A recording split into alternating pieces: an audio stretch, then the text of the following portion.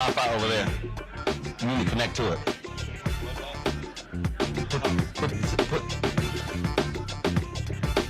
Let's say I'm overmodulated. Testing 1, 2, 3, 4, 5, 6, 7, 8, 9, 10, 10, 9, 8, 7, 6, 5, 4, 3. No, you come on. Not live yet. You're good. You're fine. No, you're fine. You're fine.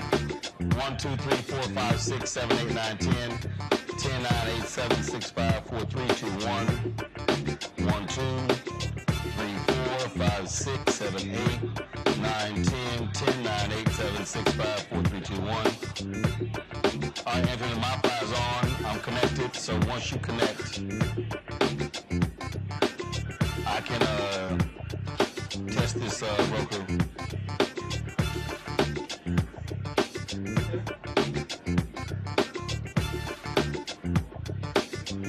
Good, thanks.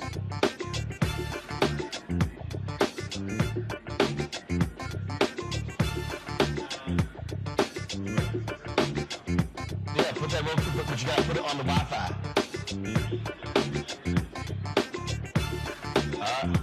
Okay. Let me see. Hey, they keep saying my audio's hot. No, Andrew, Roku's not showing up when I click screen mirroring. It keeps saying I'm hot. Okay, why are we just on the camera and we're not just on the audio board? Why?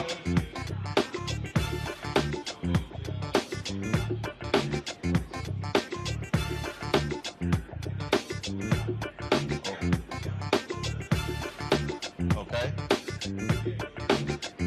All right, testing 1, 2, 3, 4, 5, 6, 7, 8, 9, 10, 10, 9, 8, 7, 6, 5, 4, 3, 2, 1, 1, 2, 3, 4, 5, 6, 7, 8, 9, 10, 10, 9, 8, 7, 6, 5,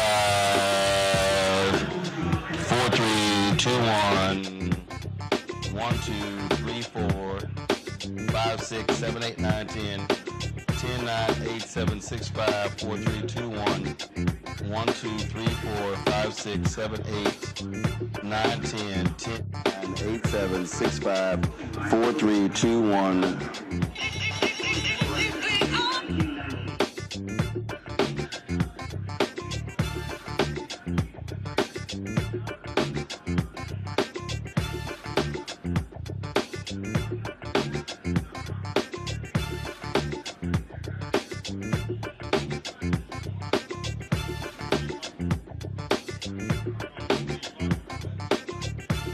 Top my backpack where my wallet is.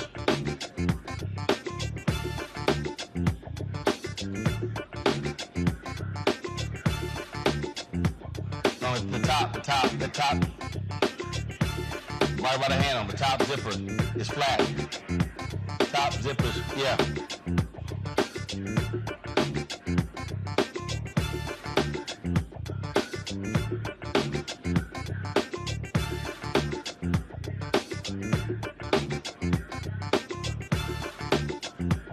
Testing 1, 2, 3, 4, 5, 6. How we sound now?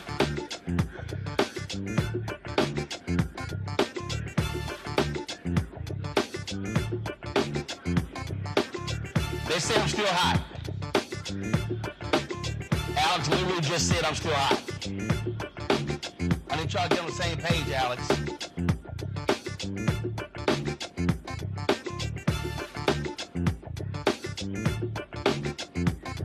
Testing 1, 2, 3, 4.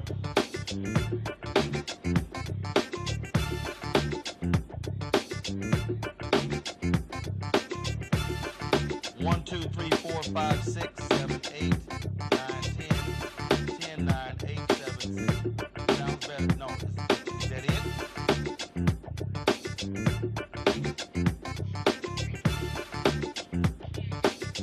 What?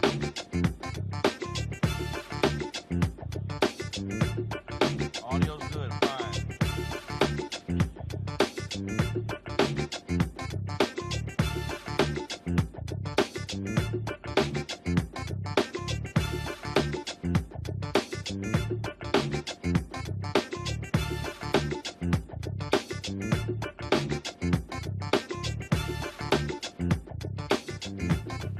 Folks, Black Star Network is here. Hold no punches. I'm real revolutionary right now. Support this man, Black Media. He makes sure that our stories are told. Thank you for being the voice of Black America, Roland. Stay black. I love y'all. All momentum we have now, we have to keep this going. The video looks phenomenal. See, this difference between Black Star Network and black-owned media and something like CNN. You can't be black-owned media and be scared. It's time to be smart. Bring your eyeballs home. You dig?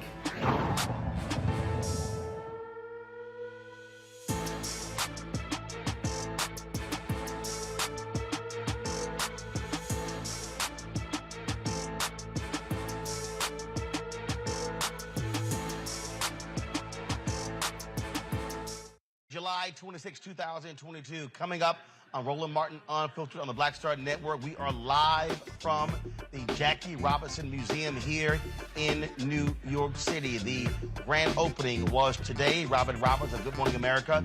She hosted the affair. Dignitaries from all across the city were here. Spike Lee, CC Sabathia, New York Mayor Eric Adams, Billie Jean King, and many more. We'll hear from Billie Jean King, as well as Sabathia, journalist and author Howard Bryant, sports journalist Bill Rhoden, and former Attorney General Eric Holder, officials from the National Urban League, and others as they talk about the importance of Jackie Robinson and what this museum is going to mean. So stay right there, folks. We're going to have it all for you. Of course, we have been here. We are the first media outlet to broadcast from this museum, and so we are certainly excited to be here. Also on today's show, we'll talk about a voter fraud canvassing case. Donald Trump is out there, keep running his mouth. President Joe Biden, though, and Democrats doing as much as they can to deal with this very issue of voter suppression that's happening all across the country. And so we will talk about that with the correspondent from NPR, folks. On today's show, we'll of course, our annual Black and Missing. We focus on that every single day. Hulu has chosen not to run Democratic political ads. Not quite sure. A Cincinnati cop uses the N-word in uniform. Now she blames rap music. Really? Really? That's what's going on? And the entire police force in North Carolina quits when a black woman becomes a city manager. What's going on there, folks? We also have Africa on My Back. That is in our marketplace segment, a Houston-based business that sells African products. Folks, we've got a jam-packed show for you. And also, while we are live, the gala is starting. Dougie Fresh, Slick Rick will be performing. Folks, we got a lot to cover here in New York. Live from the Jackie Robinson Museum, it is time to bring the funk on Roland Martin Unfiltered on the Black Star Network. Let's go. He's got it. Whatever the miss, he's on it. Whatever it is, he's got the scoop, the fact, the find. And when it breaks, he's right on time and it's rolling. Best believe he's knowing. Putting it down from sports to news to politics. With entertainment just for kicks, he's rolling. It's on Go, Roll, Roll, y'all. It's Roland Martin, yeah. Rolling with Roland now. He's funk, he's fresh, he's real, the best, you know he's Roland Martin now.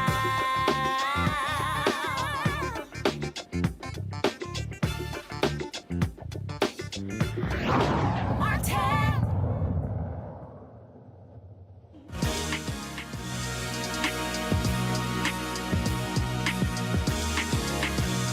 Up to me.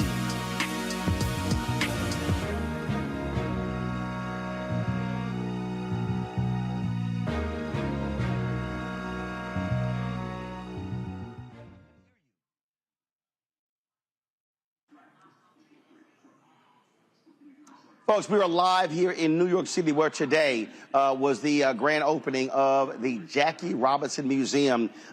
This year is the video. This was the moment we've been waiting for when, let's show it from my iPhone, please, when Rachel Robinson, 100 years old, when she was wheeled up by her son, David Robinson, to cut the ribbon on this museum. Folks, it was her vision for quite some time.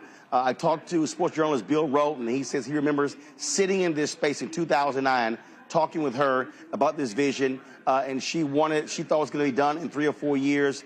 No, it took 13 years.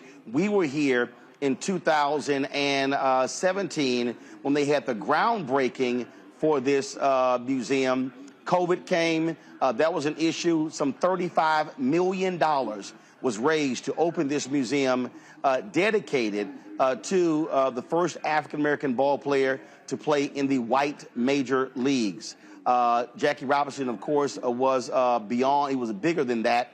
And this museum clearly shows that what he was, what he meant, not only when it came to him playing baseball, but his work in civil rights, his fights for equal rights in the military, what he did as a black corporate executive, as a baseball announcer. We could go on and on and on, but Jackie Robinson was indeed a significant figure in American history, and this museum focuses on that. And so we were so glad to be here to cover this live earlier today. There were so many different folks, of course, who were here, different people who were here, different folks who were here speaking, but also attending this event.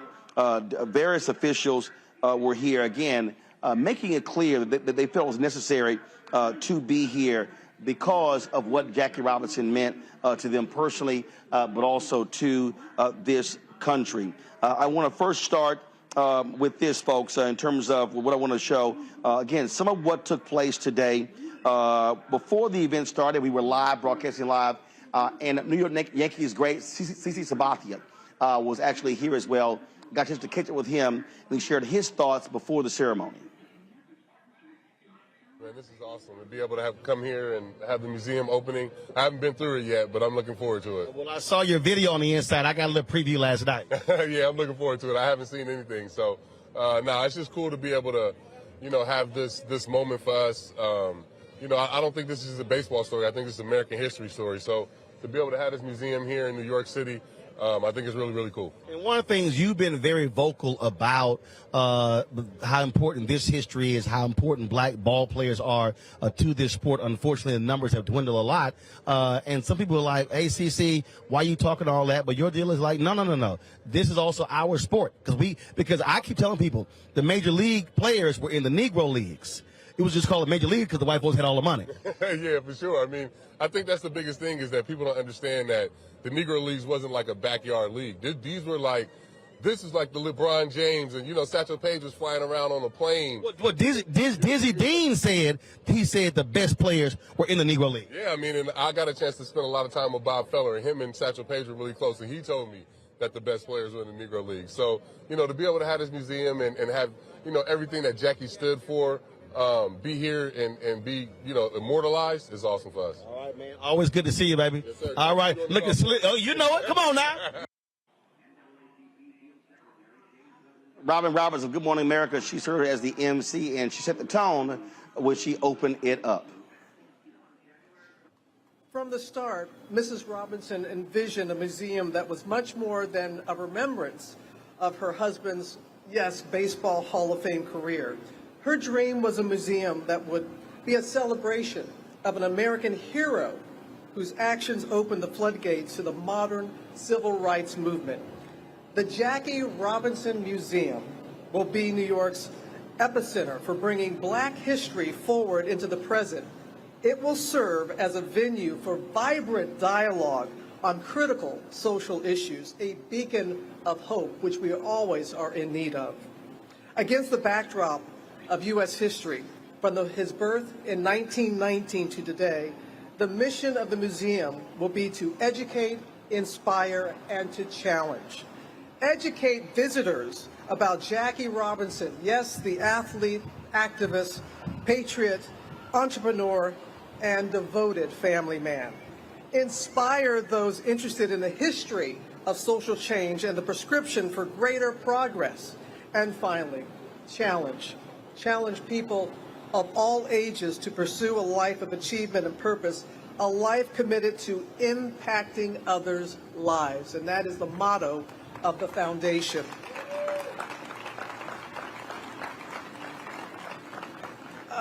But I want you to know, make no mistake about it, with over 450 priceless artifacts collected by family and friends, 40,000 historical images, more than 450 hours of amazing video footage, and the voices of dozens of cultural icons and social leaders, this museum behind us will always be an entertaining experience enhanced by advanced capabilities that will captivate visitors of all ages.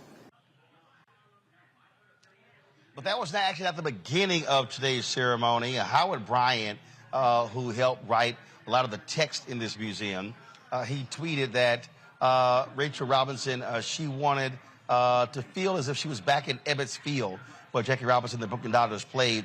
And that was a symphony band that played quite the upbeat music. And so they had a little New Orleans flavor that kicked this thing off today. Check this out. Folks, Howard Bryant.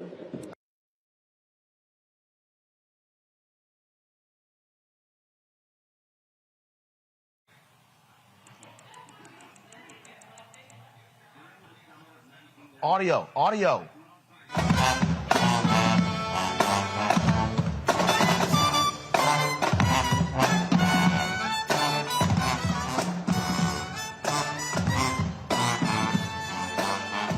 What?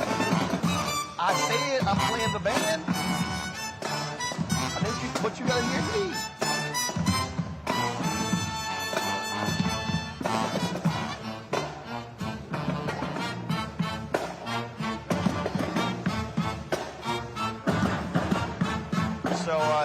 So again, they had a live band out there that kicked things off today. So that was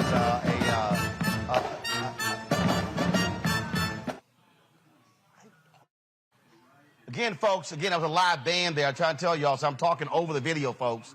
And so there was a live band there. It was a great time there. And so again, so she wanted the throwback moment there. And so that's what she got. When Rachel Robinson wants it, she actually gets it.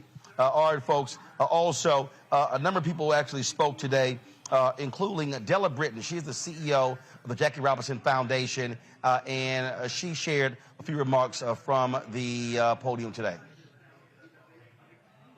Actually, almost 18 years now. I mentioned to Len Coleman, who was at the time the board chairman, longtime board chairman of the foundation. He's now chairman emeritus. I said to him, you know, this is such an exciting thing for me as one of 6 children and the only girl, been a sports fan all my life. And I said, but I'm thinking, you know, 2 or 3 years makes sense for me, and then I'll, you know, step aside and do what the board directed me to do, which was initially to increase the national presence of the foundation, and of course to grow and institutionalize its celebrated career and leadership development program, which next year will be 50 years old. There was talk also, however, about Rachel Robinson adding another goal for the foundation, something for which she had had a long-held vision, and it was to build a museum that not only told the story of her heroic husband, but that encouraged particularly the next generation to carry on his work and to embrace the values of humanitarianism. And the idea was that the museum would bring people together, forge bonds, and continue the work of changing the social landscape of our country for the better. But it became clear to me after a few months or so that I had not factored into this 2-year plan of mine how compelling and uplifting it would be to be around so many bright, highly motivated young people in our Jackie Robinson Foundation Scholars Program. I was focused on infrastructure, management, systems. But when I realized the depth of the Foundation's college mentoring program, and then, perhaps more importantly, the pride and the affinity that Rachel Robinson inspired in these young leaders, I began to realize that this program, 50 years old next year, as I said, as much Rachel's And Jackie's legacy today was very special, and I was hooked.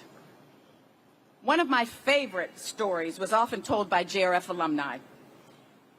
Each year when the group convened, in the beginning at Rachel Robinson's home in her living room, Rachel would have each Jackie Robinson scholar talk about their experience in college. And at the end of each of those stories, and alumni love to tell this story, she would say, so what have you done to give back?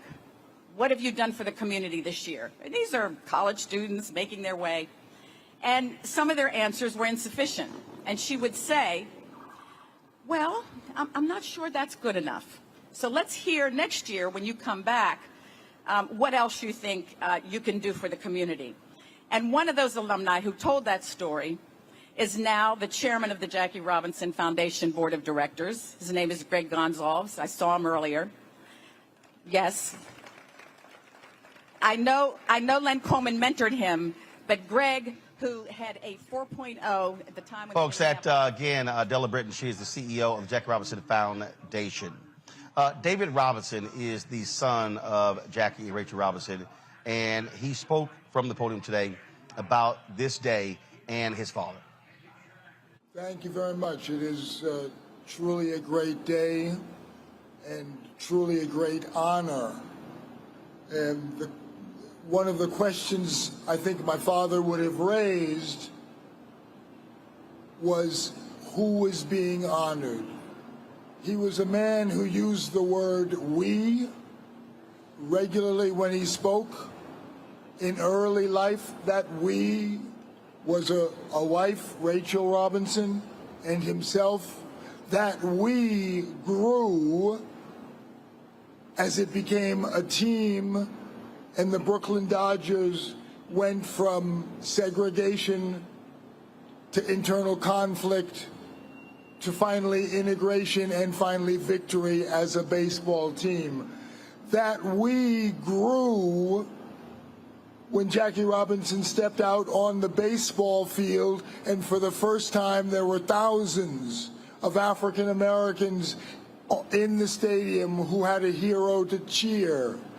That "we" grew when white Americans saw the courage and integrity and skills of a man who could make not only the game better, not only Brooklyn a championship stadium for baseball, but could impact all of America. So the "we" began to grow beyond family, it grew beyond race, it grew beyond sport. And I think today Jackie Robinson would say, I accept this honor, but I accept this honor on behalf of something far beyond my individual self, far beyond my family, far beyond even my race. Jackie Robinson would say, don't think of you standing on my shoulders. I think of myself standing on the shoulders of my mother, who was a sharecropper in Georgia, my grandmother, who was born a slave, standing. And as the "we" has expanded beyond family, each of us can see within our families, within our race, within our religion, great people on whose shoulders we are standing and forging the larger "we." Because in fact, the family that Jackie Robinson represents today, and the potential that Jackie Robinson represents, and the challenge that this museum makes is to the family of man, which includes all of us.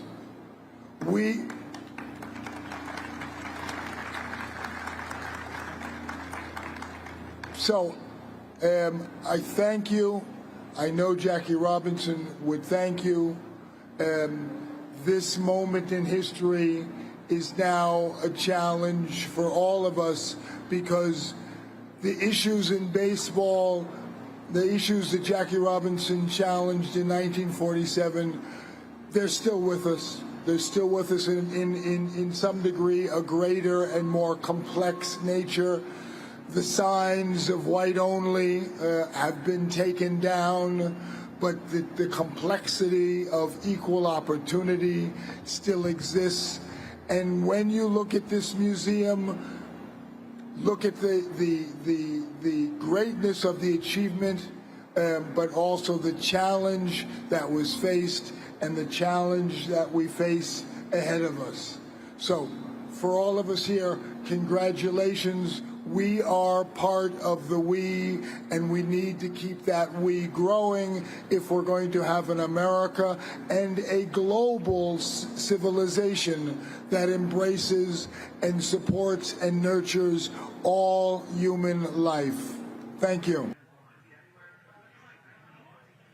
Eric Adams is the second black mayor of New York City, and he spoke today about being a beat cop in New York, walking past this particular location here that now is the Jackie Robinson Museum.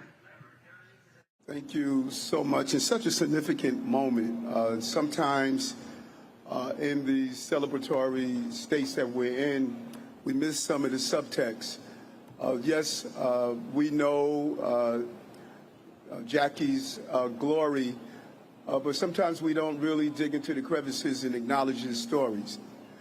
This moment is a moment that not only talk about his greatness on the field, but off the field, but it's also a story about a love affair. It's a story about a man and wife who partnered together and just really personified the experience of love and commitment.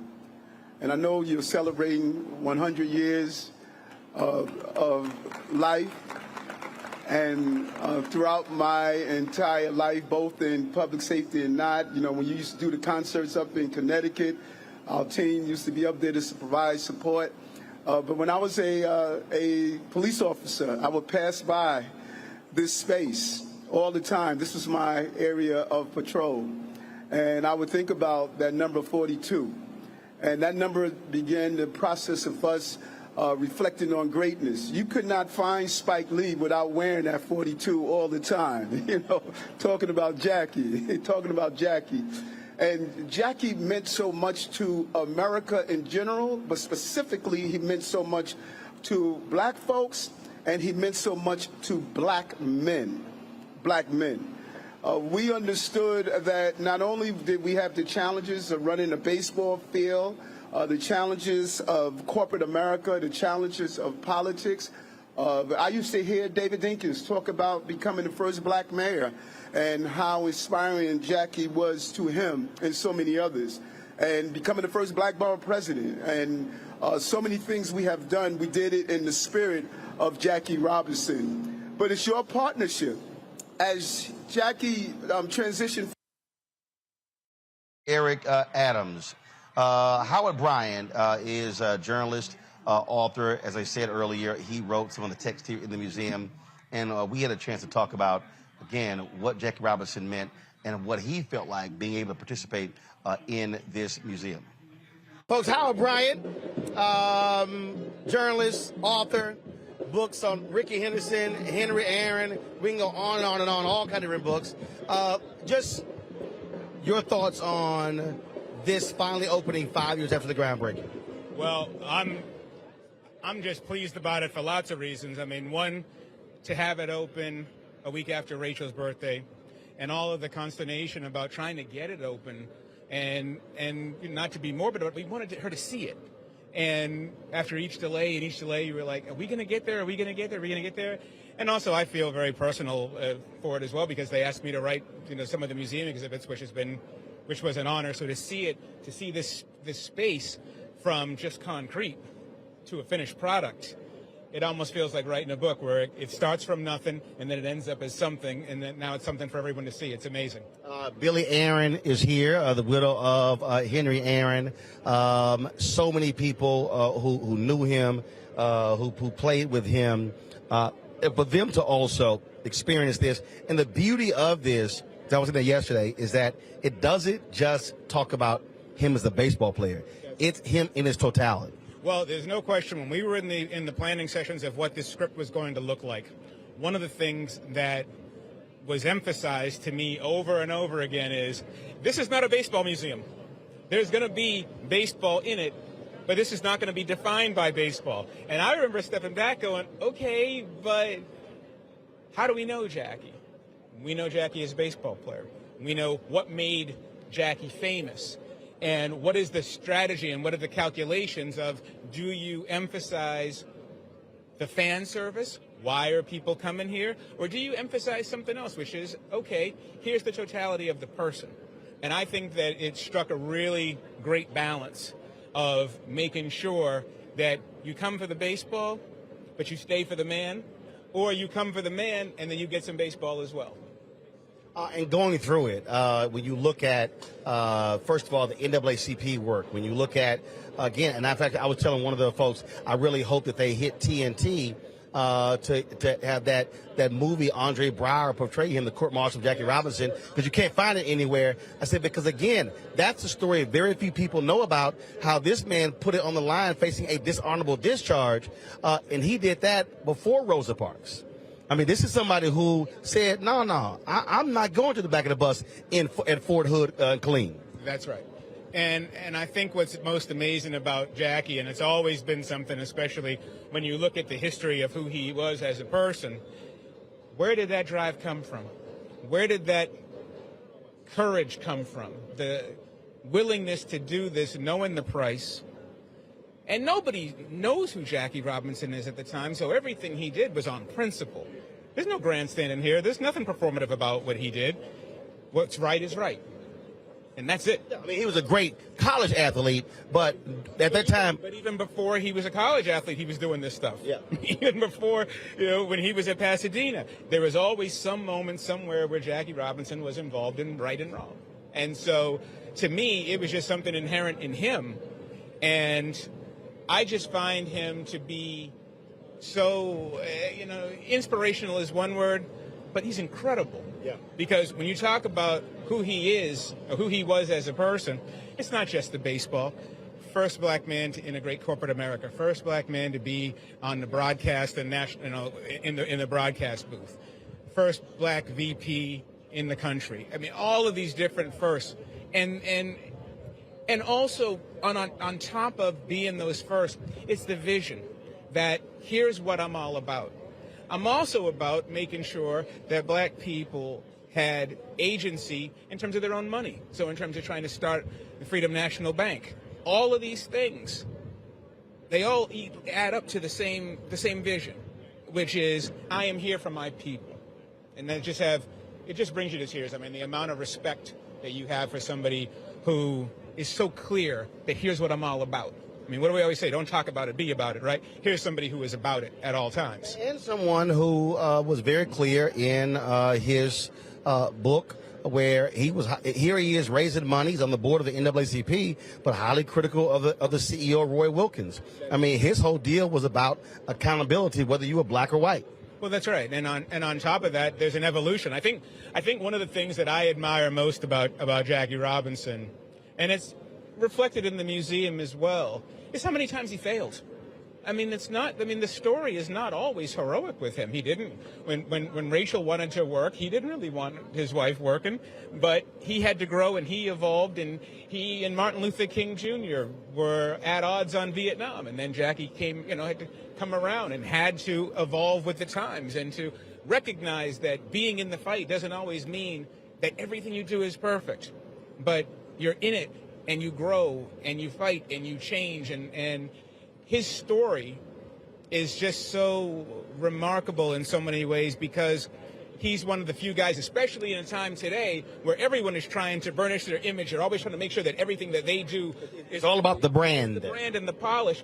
Jackie was willing to say, I messed up. I didn't get this part right, but I'm going to get the next part right. Well, that was the case. Spike Lee and I talked about that last night, about him testifying on the House committee and what he had to say about Paul Robeson, and how he later said he wished he had not done that. That's right. And once again, Robeson Robinson, July 18th, 1949, is one of these seminal moments in black history, because once again, you are brought to witness in service, not of your own people, but in service of white people. And Jackie was torn because he was a veteran and he did view the American dream a certain way, and he did believe in it. And he also knew in the back of his mind that there was a high potentiality that he was being used. and by the segregationists on that House Un-American Activities Committee, who would not sign an anti-lynching bill, but dragged him up to Congress to testify against Paul Robeson. And what I find most fascinating and most sort of poignant about it was the fact that both Jackie and Paul ended up eventually in the same place, which was brokenhearted and disillusioned at this country, when what they really, really wanted was what we all want, which is to be in service of black people. And freedom. And freedom, 100%. You've covered baseball for a number of years. You covered even guys today. What is your hope for a current Major League Baseball player or an up-and-coming baseball player if they came through this museum? Well, I think it always comes back to values. And I think that if you know your values, then I think you're going to do fine in your life. And I think that, to me, one of the biggest issues that I always have, especially in today's celebrity hero culture and the rest of it, is that you don't follow people, you follow values. And this museum is all about values. It's all about, where do you stand on this issue? Who am I? And once again, who you are is always going to evolve. And if you're a player walking in and you're a current player, you realize that virtually every issue that you're faced with right now is nothing compared to the issues he was faced with. And if he could do what he did, there's no reason why you can't do more. That's it. Always good to see you, my brother. I appreciate it, baby. I appreciate it. All right, folks. In the next hour, we will hear from former Attorney General Eric Holder, journalist Bill Rhoden, the great Billie Jean King, among others, as we continue our coverage from the Jackie Robinson Museum. I'm joined right now by talk show host Mark Thompson. Mark, it certainly has been an unbelievable day.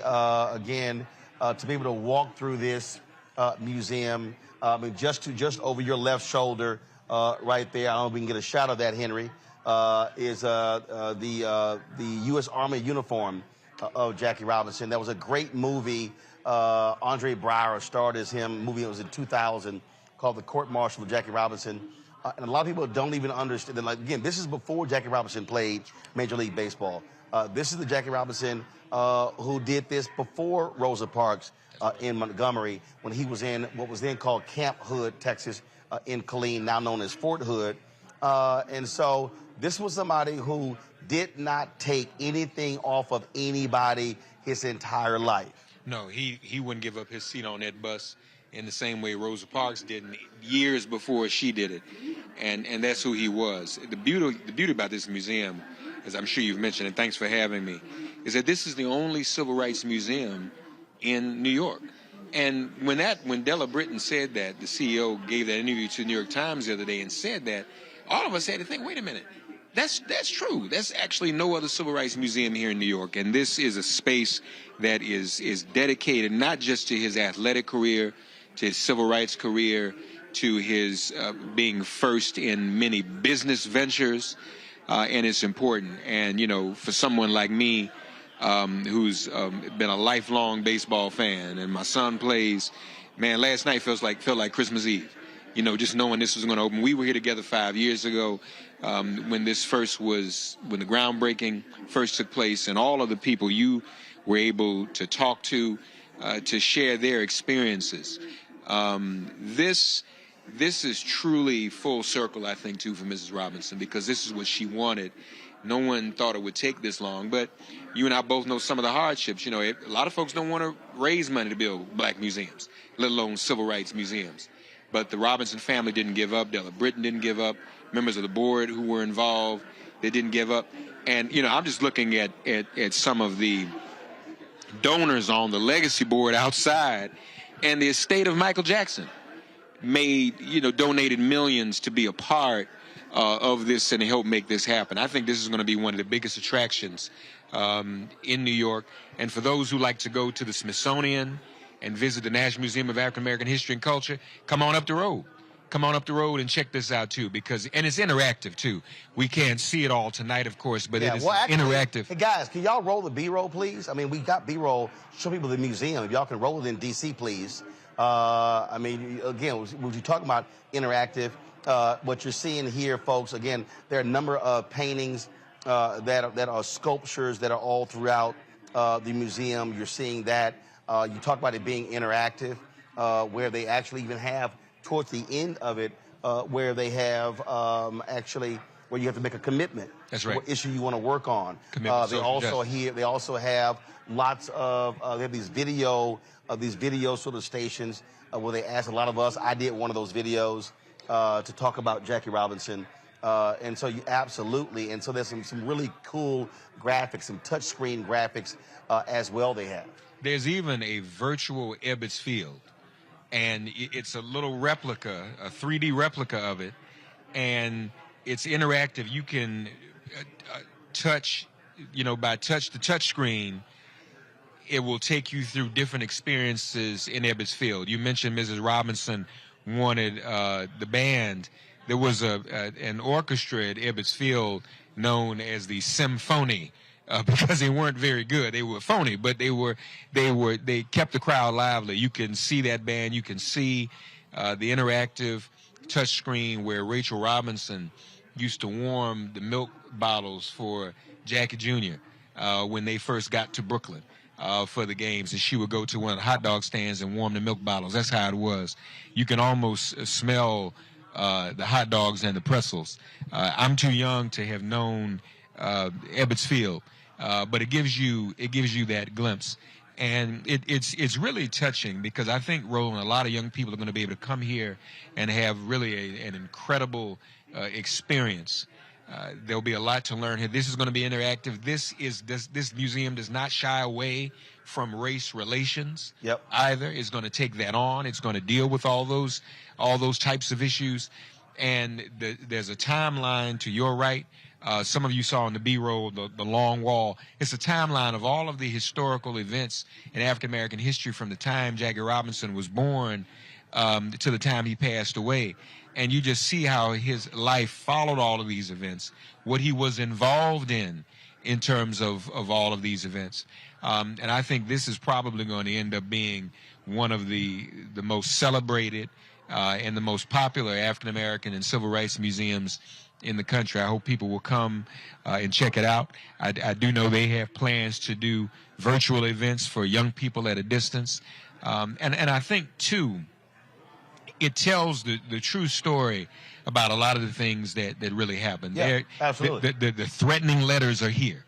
The threats that he made. Yeah, the letters, but they also, remember, they're showing you, again, Jim Crow and the reality of what he faced. Across the street from most folks is a massive tent.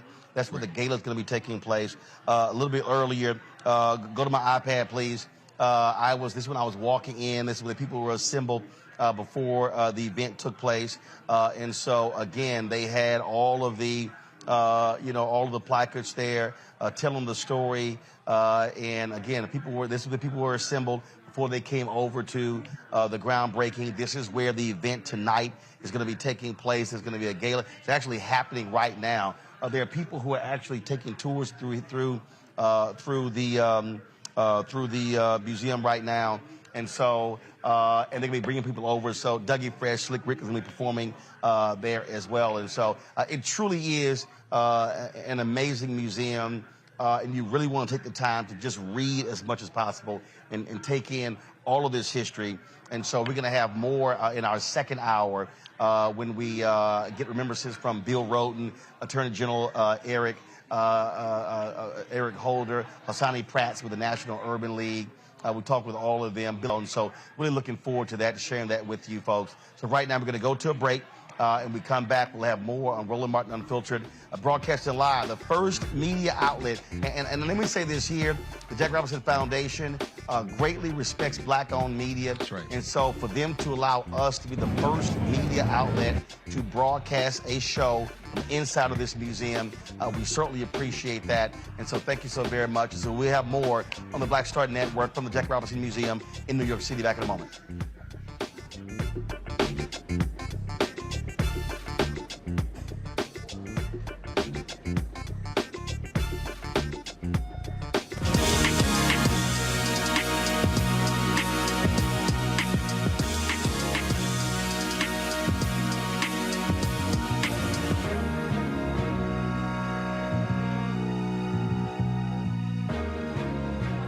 next Get Wealthy with me, Deborah Owens, America's Wealth Coach, you see the headlines. All frightening, right? Interest rates are going up. The recession is on the way. The stock market is up and down. But you know what they say, scared money don't make money.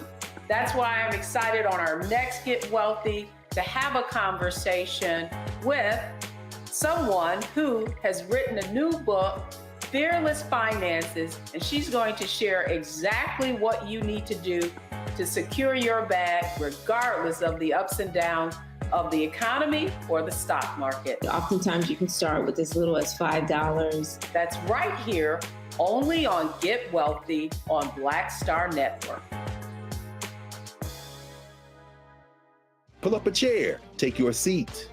The Black Tape with me, Dr. Greg Carr, here on the Black Star Network.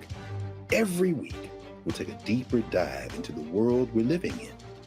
Join the conversation only on the Black Star Network.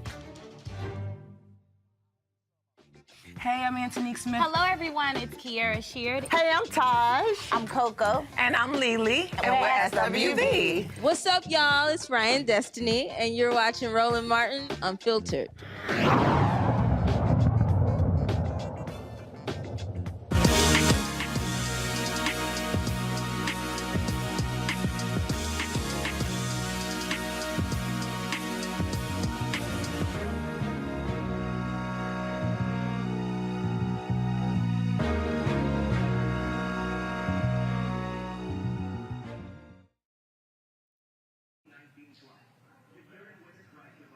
Folks, one of the things that Jackie Robinson was heavily involved in was politics. He was a black Republican, and he initially supported Richard Nixon and felt he should have done more to get the black vote when he faced John F. Kennedy in 1960. Then, of course, he was just shocked by Senator Barry Goldwater in 1964 and campaigned against the Republican candidate for president. This issue of voting, this issue of where we stand in this country, continues right now with Donald Trump denying the fact that he lost. This whole election denial, that's something we're seeing all across the country. Joining me right now is Miles Park. He's with the National Public Radio Washington desk, and he wrote a piece called "The Election Denial Movement is Now Going Door to Door." Miles, glad to have you on Roland Martin Unfiltered. This is important because many people may not realize that you had a Republican Party that was very much supportive of civil rights in the 1960s. Now what you see is something completely different. These people are trying to destroy democracy, want to deny anything, deny exactly what happened. And so it is a shame what we are witnessing, and they just will not accept what is truthful about what happened. Right now, there are 3 counties in Pennsylvania that are refusing to certify election results because because they disagree with it. Yeah, we're seeing this kind of election denial it's almost, when I talk to election officials across the country, that's my job as a voting reporter, is talking to people who are actually running these elections at the local level. It's basically like a virus at this point that started, when we think about 2016, 2017, you think about what was coming out of Donald Trump's Twitter account. And it was all of these lies and misinformation around our election processes. And people kind of looked at that and said, oh, yeah, he's incorrect or he's lying about this stuff.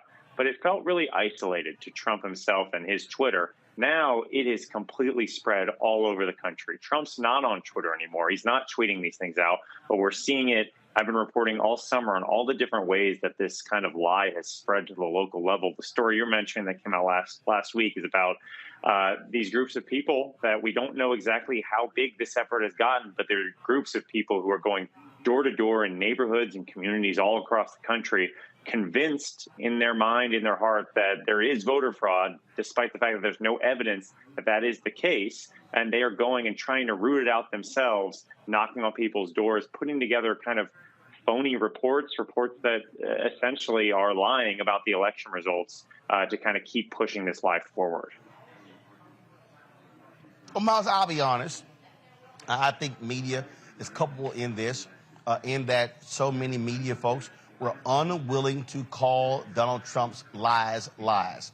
I go back to the whole birther, the way he was emboldened. People kept giving interviews and didn't want to call it a lie. Then he kept lying in 2015 in 2016. And I remember there was this whole debate in mainstream media. Well, in order to call it a lie, we have to know the person's intentions before we call it that. And I'm like, no, you don't.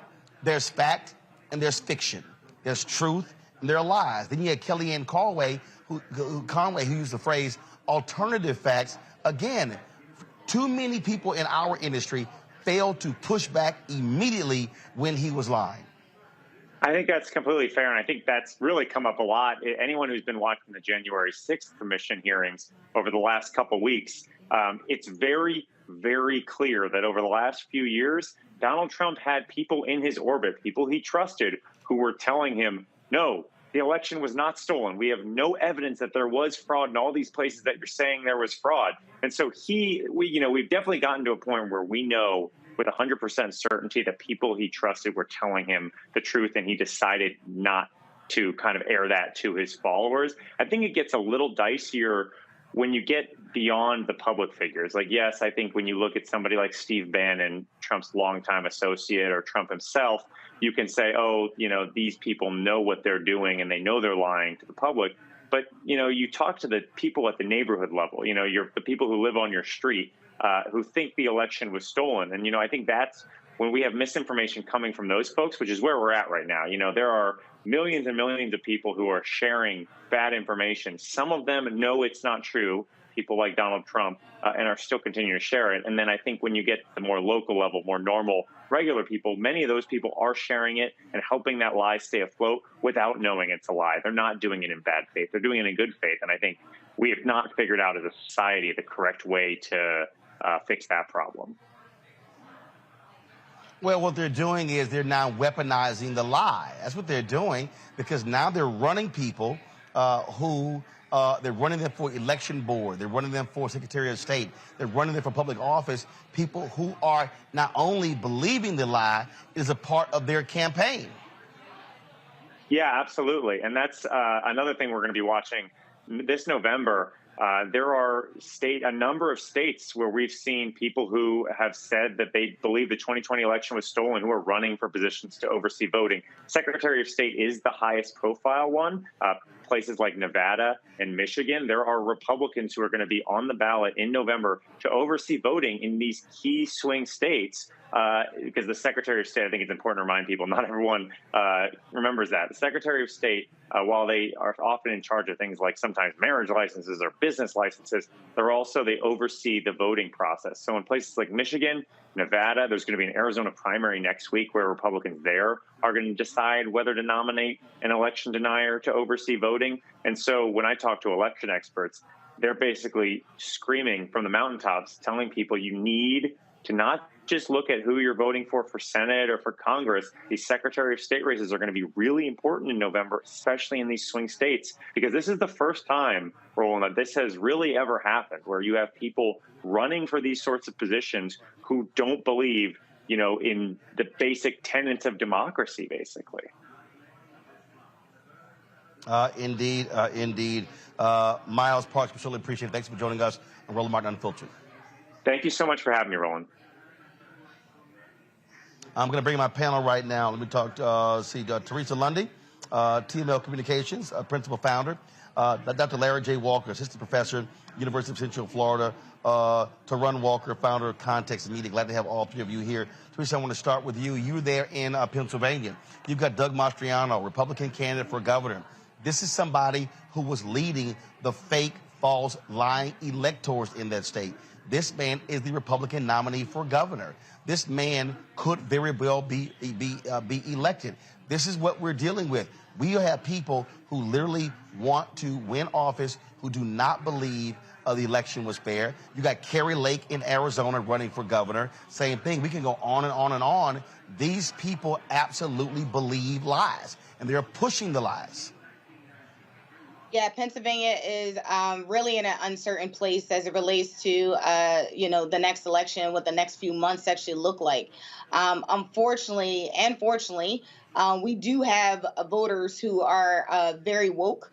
But I do believe that the Republicans here in Pennsylvania are going to have to do a whole lot of spending in order to make sure that their message is also getting across. But it really does look like this will be a Democratic race here in the statewide race, but we can't take anything for granted because, again, Republicans are using every tools that they can in order to silence the Democratic vote, but also ensure that we are taking off our message and taking off the awareness campaign. Larry, it is significant. And again, they're not just running for governor or for U.S. Senate or for members of Congress. They want to control elections boards. They want to put in place the apparatus to literally steal elections, all based upon the lie of Donald Trump. Sure. So the Republicans you're highlighting, you're running for, Secretary of State and other offices, are being clear about their intent. So this is why this is a five-alarm fire as it relates to democracy in the United States. We should talk about the election this year, and then obviously we have a presidential election in a couple of years. But these folks are they're moving the chess pieces to make sure that if they don't like the outcome for a state or national election, that they have the ability to make whatever changes they want, and there will be little pushback. I think the other thing to keep in mind, Roland, when we talk about these, and I really enjoyed reading the article you discussed, is that these deniers, we're going to shift from people knocking on your door with public information and asking you questions about who you voted for, to shifting to violence, and that's coming. And I want to, remind people, I'm in the state of Florida. In 1920, the Ocoee massacre, in which Black folks in the state and Ocoee were murdered because they were seeking to vote. So we're going to shift very quickly to not only people knocking on your door, but people threatening you physically or physically harming you. So it's really important, like I said, that we really focus on what's happening with these deniers. We make sure they're not elected, and that we also hold federal officials accountable who are also espousing these lies. Tehran, what I need everybody watching to understand is that if these people are in position on elections boards or secretaries of state, they're not going to be just impacting presidential, U.S. Senate, and congressional races. They will be affecting every race. They'll be affecting school board races, city council races, county commissioner races. Black folks watching cannot act as if this is not a significant threat to the future of Black politics. You're absolutely right. And I think two things are happening here. I also looked at the article that the story was based on. And what you're seeing is people who are going into neighborhoods, knocking on people's doors and asking them who they voted for and did they vote or not, in an attempt to try to catch people up in some sort of situation where they feel like they've done something wrong. Two things are happening here. I'm pretty sure that a lot of the neighborhoods that they're going to and asking these questions are people who may have an uncomfortable relationship to authority and an uncomfortable relationship to the political process. So you automatically are intimidating voters by just showing up to do that. The second thing that's happening here is what this is doing is showing you that this is what's happening is a plan that has been planned out way before Trump got here. This is part of the Republican playbook to start packing in the courts, to start packing school boards, to start packing electoral offices, so you can put through any sort of hateful legislation that you want to push through with a clean slate because nobody's there to challenge that. The other thing this does is it muddies the water. Unfortunately, in this time that we live in now, a rumor and a lie can move a lot faster than the truth. And if you put the energy out there that there's voter fraud, people are going to automatically start assuming that is true, whether it's true or not, even if you show them the data. So I think it's incumbent on the Democrats to really get in front of a lot of this and come out with facts and be aggressive about putting messaging out for people who are at risk to say that, no, this isn't true. This is what the facts are. That has to happen as well. Well, absolutely. All those things must happen. And again, to everybody who's watching, look, I'm trying to tell y'all, a lot of you people out here, y'all can sit here and be talking about, Roland, you talk about vote blue. Y'all play games if y'all want to. What these people are trying to do, what their plan is to execute a sadistic strategy that will not be helpful to African Americans. I am trying to tell you, this is no joke, folks. So please, don't act like, oh man, this is no big deal. Oh, I hear the stuff, we've been through slavery, we can get through this. Don't play games with this because this is serious. Trust me. Got to go to a break, folks. When we come back, more on Roland Martin Unfiltered, broadcasting live from the Jackie Robinson Museum here in New York City on the Black Star Network. And, of course, download the Black Star Network app on all platforms: Apple phone, Android phone, Apple TV, Android TV, Roku, Amazon Fire TV, Xbox One, Samsung Smart TV. And, of course, please join our Bring the Funk fan club, where your dollars make it possible for us to do what we do and cover stories such as this here in New York City. Send checks and money orders to P.O. Box 57196, Washington, D.C. 20037-0196. Cash App, $ RM Unfiltered. PayPal is R Martin Unfiltered. Venmo, RM Unfiltered. Zelle, Roland at RolandSMartin.com. We'll be right back.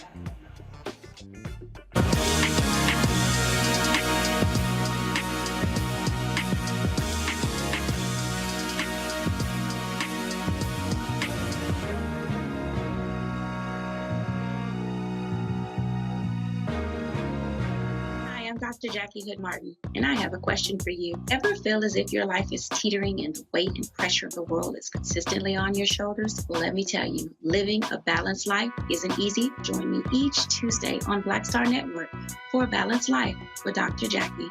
We'll laugh together, cry together, pull ourselves together, and cheer each other on. So join me for new shows each Tuesday on Black Star Network, A Balanced Life with Dr. Jackie.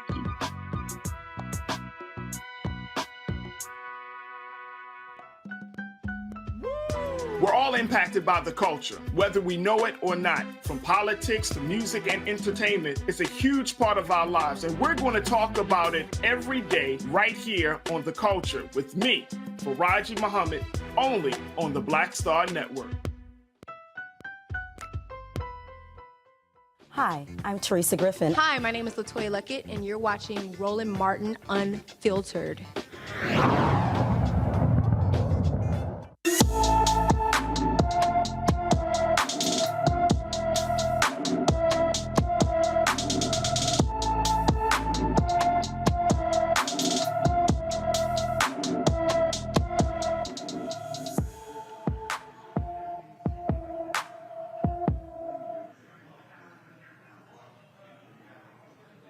All right, folks, Marshall Grant Griffin, who goes by Grant, has been missing from Graham, North Carolina since June 27th.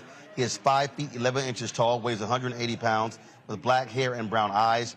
Grant was last seen driving his green 1996 town and country van. He was wearing black sweatpants with a black hoodie.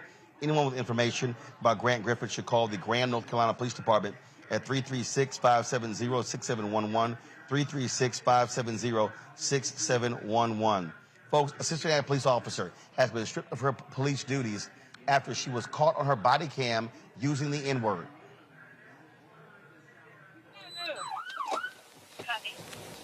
Ridiculous. Oh, I hate him so much. God, I hate this world. Hate it. Hate him. This happened while Officer Rose Valentino was driving past a high school. She said the slur was directed at a student who allegedly flipped her off. She has been suspended while her disciplinary hearing process takes place. She claims that music and hearing others use the word desensitized her to racist language. Now, this is the first racially motivated incident for Valentino. In 2018, she and two other officers were involved in a racial discrimination lawsuit. Taron, you buying this? This is the first time I've ever heard an officer blame NWA on her behavior. This is something new. You know what? This it's fascinating to me because you said this woman has been reprimanded several times for not turning on her body camera. She was involved in a racial bias lawsuit, as you said, and it also came to light that a couple years ago she was involved in a personal domestic violence dispute, and she was forced to take anger management classes. You got to ask yourself, is this somebody that you want on the street with a gun, with the power of life and death, patrolling your neighborhoods? It's crazy to me. What's fascinating is that this woman was able to do this, still be on the force, and still be allowed by her department to be out dealing with the public. The only reason she got suspended now is because we have video footage of it. And she's only been suspended. How long is the suspension going to last? They're going to let her back onto the street? What's going to happen after this? So to answer your question, no, I don't buy it. At least she didn't use some drug to say that she was on it. She blamed rap music. That's interesting. That's a new twist. Teresa, there's no way in the world this woman should be a cop. She should be fired. Absolutely, but we all know how the system of the police department actually works. They get reprimanded by getting time off from the desk. But, this type of behavior is exactly what people are protesting about in the streets. It's about having, equality. It's not, and it's about accountability. It's about, respecting other individuals. I think outside of her saying the N-word, that was due to, quote, the music that is out here in the public, which, again, you can choose or not choose to listen to.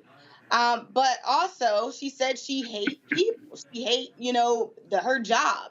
And so even for, that base alone, if you hate your job and you hate those type of people, you hate Black and brown people, and your job is to serve the people, that's the type of person you do not want in a position of power.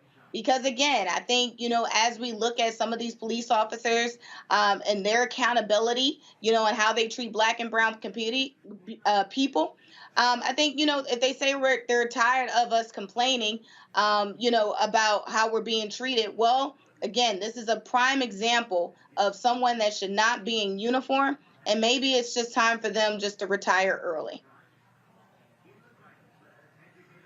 Larry, again, when we walk through these things, I remember when there was a private Facebook group that was busted, and all of these cops from around the country were using racist language and all kinds of different crazy and wild things. I mean, these are people who are supposedly there to protect and serve us, and then the people wonder why Black folks don't trust cops. She went with the blame it on hip hop defense. So I'm going to go out on a limb and say this is not the first time she used the N-word. She's pretty comfortable saying it. So she should. I agree with your point, Roland. She should be fired. And to all the law and order folks out there and folks who talk about 3 strikes, she should not be on the force. She's had multiple incidents, particularly turning off your body camera, and some of the other domestic issues and some of the other challenges she's had. The other point that I think is important, Roland, she's been involved in training other officers. And we've seen this when you look at issues when the Department of Justice is going to various jurisdictions, including Baltimore, among others, that these officers who are training other officers are continuing this culture of viewing Black and brown communities as less than. So we have to get people like this off the force. And certainly can't make sure they're involved in training new officers. But once again, she certainly can't use the blame it on hip hop defense, which I find comical. But once again, we see a lot of this throughout the United States in terms of various jurisdictions. And we can't allow these kind of law enforcement officers to be on the streets, because undoubtedly what they're doing is they're harming Black and brown communities. Check this out. In North Carolina, an entire police force has quit because they say they don't like the new Black city manager.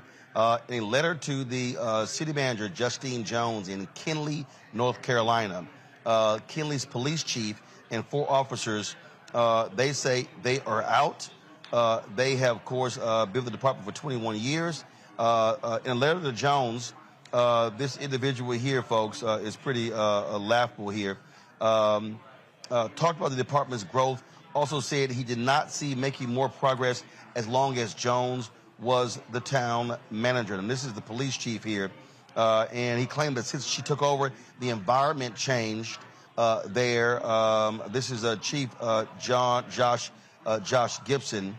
Of course, in addition to the 4 officers, the assistant town manager and the key clerk also resigned in protest of Jones's hiring. She's been on the job for about a month. The Johnson County Sheriff's Office will pick up the slack in response to the resignation. The State Highway Patrol in Johnson County will assist as well. The town is left with 3 part-time officers to run the department. Jones has yet to comment on the situation. What do you make of this, Larry? It's ridiculous. I mean, she's been in the job for a month, and it's interesting to hear the letter you read, and I had a chance to read the article in terms of the change of environment, the feeling uncomfortable. Imagine how she feels, certainly if she's the only Black woman or among a few number of Black women who are trying to, meet the needs of the town. But the fact that they've resigned, it doesn't add up. And like I said, especially she's only been in the job for a few weeks. But once again, this is the issues that Black folks, particularly Black women, have to deal with in the workplace. I think that's really what we should really focus on. The challenges, like I said, that Black women have to deal with. And individuals like this, and examples like this, just highlight, like I said, some of the toxic workplaces that Black women have to work with. And we should support the sister. Maybe you can get her on the show. I know she hasn't come out with a comment, like you said, but maybe you get her on her show to talk a little bit about her side of the story. But once again, this is just individuals getting in their feelings because someone who doesn't look like them comes in with some authority. Well, I'll say this here, Teresa. This is one of those moments where she should be talking. I get you have personnel issues, but every story that I've seen, she has not talked whatsoever. This is one where I do think it's important for her to communicate what she's had to deal with and really what's going on in this town. I'm sure. And even with a month's work of her being in that position, it's likely she went in with an iron fist. It's likely that she came out and said very clearly, what you're used to is not going to be the same. We are actually going to do some changes and reforms. And, I'm honestly, yes, I think she should come out. I think the messaging needs to be very clear about how she wants to restructure the office. And anybody else that wants to leave who plans on doing traditional practices, they have to leave too. So, yeah, it is time to clean house. So she's in there to, ultimately, I'm looking forward to what her statement has to say because she looks like she's there to do business. The article was very clear, and when she was brought in to be the town manager, that she was very interested in cleaning up that city. And again, if some individuals feel like they don't want to be a part of the program, or they don't like, the color of her skin, or they don't like that she is a Black woman that is overseeing them and what they're doing, then yes, it is time to go. Put your retirement papers in, and we thank you for your service. Until Run Balmanas is here, she's only been there a month. Clearly, you got some people who are not happy with a new management style because they probably uncomfortable with somebody who's probably holding them accountable. When I first heard about this story, the first thing that came to my mind, and Roland and the doctor probably can back me up on this, there's an old movie called Blazing Saddles, where this country town gets a Black sheriff. It's in the Old West. And when he rides into town, the whole town basically either collapses or falls out or they take off running. And it seems like this is a live action version of that. There is this thing that happens in America, and it's embedded in America's DNA, where you have certain white people, and we just got to be honest with this, who have a serious issue with anybody Black in a position of authority over them. The idea of it scares them to death, and a lot of them cannot take it. And I think that's what you're seeing in this case. You see people who are used to having, again, like this other officer we spoke about earlier, having the power to arrest, having the power to imprison, having the power of life and death over a community. And when somebody comes in who's a reformer who says, I'm going to clean that up, they're automatically going to get nervous, and some people are going to leave, or they're going to make a statement like this. And then when you factor in the fact that this is a Black person and a Black woman, this is something that Black people in positions of authority in the workplace, in executive positions, in legislative positions, in pretty much any position where you have authority, have had to deal with on one extreme to another. And I think we need to go a little bit further. I know she hasn't made a statement yet, but I think sometimes the best statement you can make is action. And I think what has to happen also, every officer that left, there needs to be a review of every case that they've had a hand in. Because why are they leaving? What are they afraid of? It can't just be this one Black woman. What are they trying to run away from? That needs to be investigated. Indeed. All right, folks, got to go to a quick break. We come back from the Jackie Robinson Museum. We'll hear from a former Attorney General Eric Holder, Billie Jean King, also a journalist, Bill Rhoden, about the opening of the Jackie Robinson Museum here in New York City. We are broadcasting live from the museum, and we'll be back in a moment on the Black Star Network.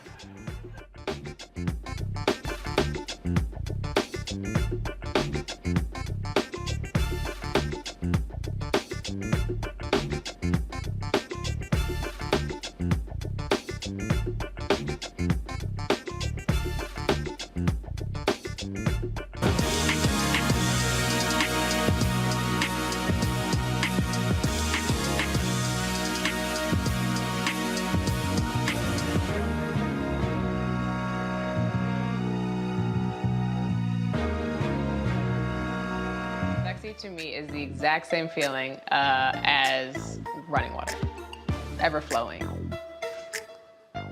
Water always finds a way to get through. And so when you know that you're sexy, there are no questions about it. It is an ever-flowing emotion. It is an ever-flowing feeling. When you question it, though, you stop the water. I struggle with this a lot, mainly because I've been told what sexy should look like, what it should feel like. As a model who did Sports Illustrated, you're told that this is what sells sexy, but then you travel the world and what's sexy to one person is not sexy to another person. I'm more of a mindfuck kind of person. How can you stimulate the brain? To me, that's sexy.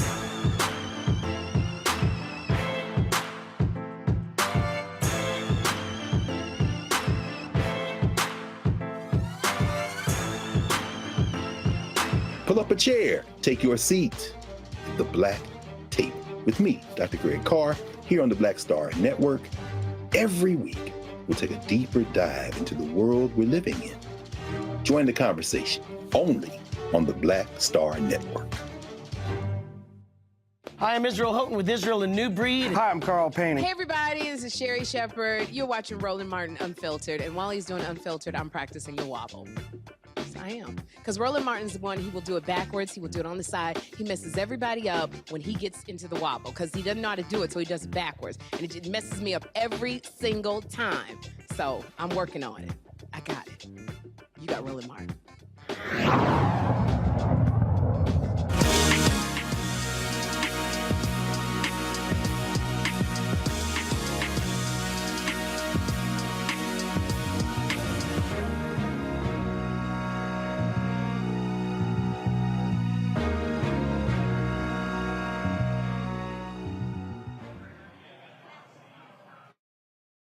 Folks, we are here in New York City today.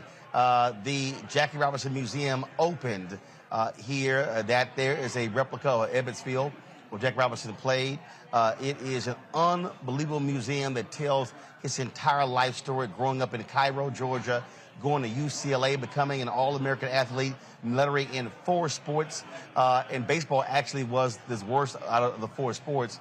Then, of course, it talks about that career, 5 months in the Negro Leagues, going to the major leagues, and then, of course, his life after that, a corporate executive, of course, NAACP, freedom fighter, role in politics, education, all of those things.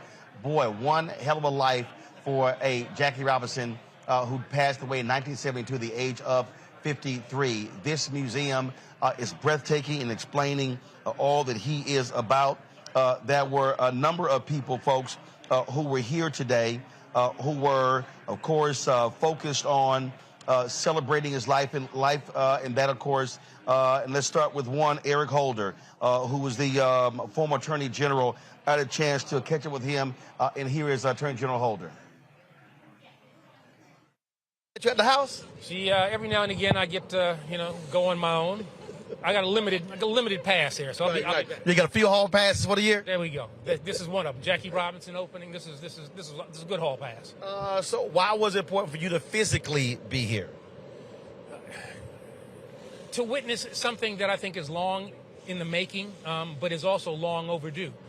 To recognize, in some ways, a second founding father. I mean, his contribution to the United States is not to integrate baseball. He changed the nation for the better, along with Rachel Robinson. And to be here to celebrate the two of them was important for me.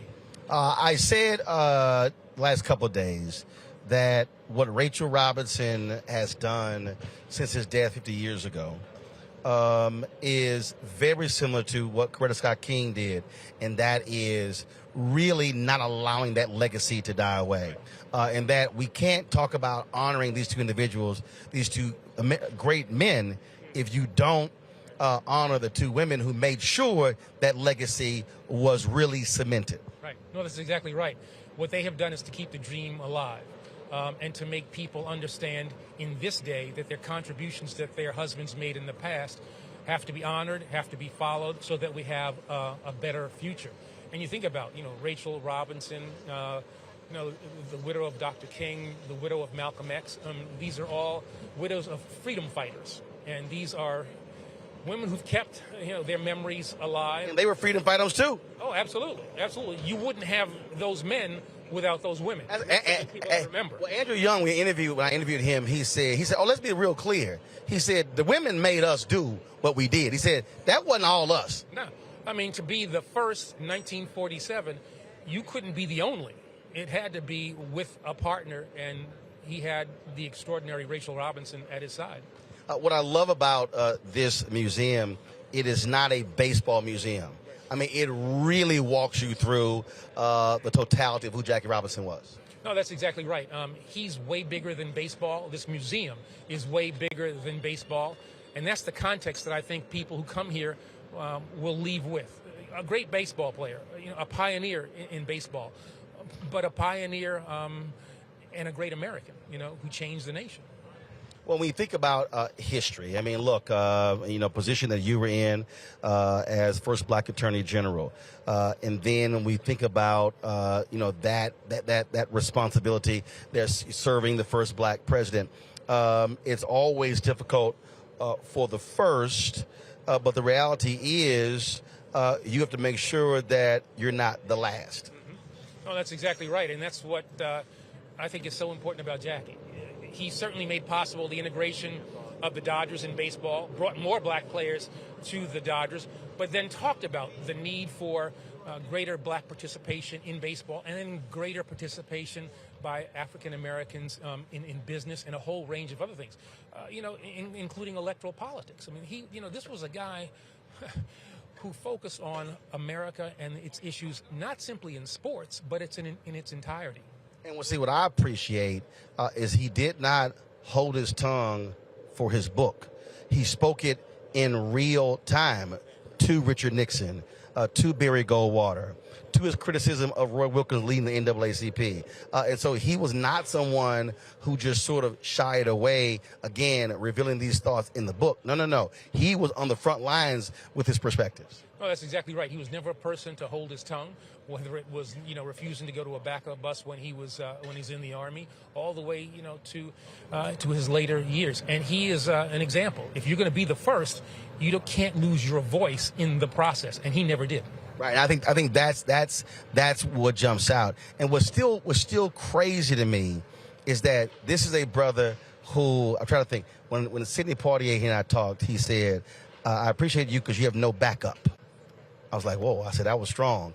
For this brother to be so hardcore, who didn't take nothing off anybody, but to take all of that, to be the first, that juxtaposition is just crazy.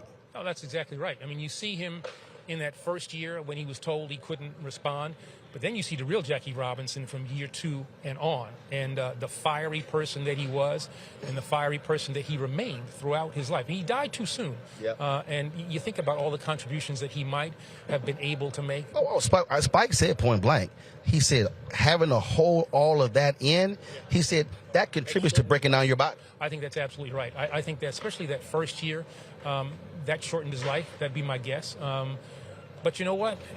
He packed a lot of impact into that too short life. He's still with us. He's still with us. Right. That's what Andrew Young once said. He said, no, Dr. King is physically not here. He said, but he's being discussed every day somewhere around the world. He said, that's when you know you're still here. And I think that certainly applies to Jackie Robinson. That's absolutely right. He's not just 1947. He's 2022. He'll be 2122. People will be talking about him as long as there is an America. All right. Always good to see you. Get a plug in for the book. All right. We got to sell that book. Our Unfinished March. It's a history of the vote in the United States of America, but it's really about our fight for democracy that is ongoing. Now, see, his wife made sure to say, look, get that book out there. I always listen to the wives. This is why I love this man, Sharon, he made me do it. Appreciate it, baby. All right, man, Appreciate it. That was, of course, my man Eric Holder. He is always, doing what he does. So we're always having way too much fun chatting with each other. He wasn't the only person who was here. Had the opportunity, folks, to catch up with one of the greatest tennis players of all time. She has been very much involved in fighting for civil rights, fighting for human rights, for LGBT rights, you name it. She has been on the forefront of sports for a very long time. She was here taking photos, having her presence felt. It was great to see her chatting up on the front row with Spike Lee. Of course, he is a huge sports fan, and I'm talking about, of course, tennis great Billie Jean King. Had an opportunity to catch up with her, to get her thoughts on the opening of this museum, and here it is. Been waiting for this day for a long time, but so happy for Rachel. Just turned 100 a few days ago, and she's here to celebrate the cut with the ribbon. But it's about equality, it's about racism, it's about all these things that, as the younger generations have got to learn about Jackie's legacy and all he did. And Jackie was a real hero in our family in the 50s. You know, my dad played basketball against him. He went to Long Beach City, and Jackie went to Pasadena City. So I've known about Jackie Robinson my whole life, and he's always a hero in our home and what he represented and how he did it. I have no idea. Putting up the racism, the slurs, just how horrible humans can be to each other, and he just hung in there every day. He must.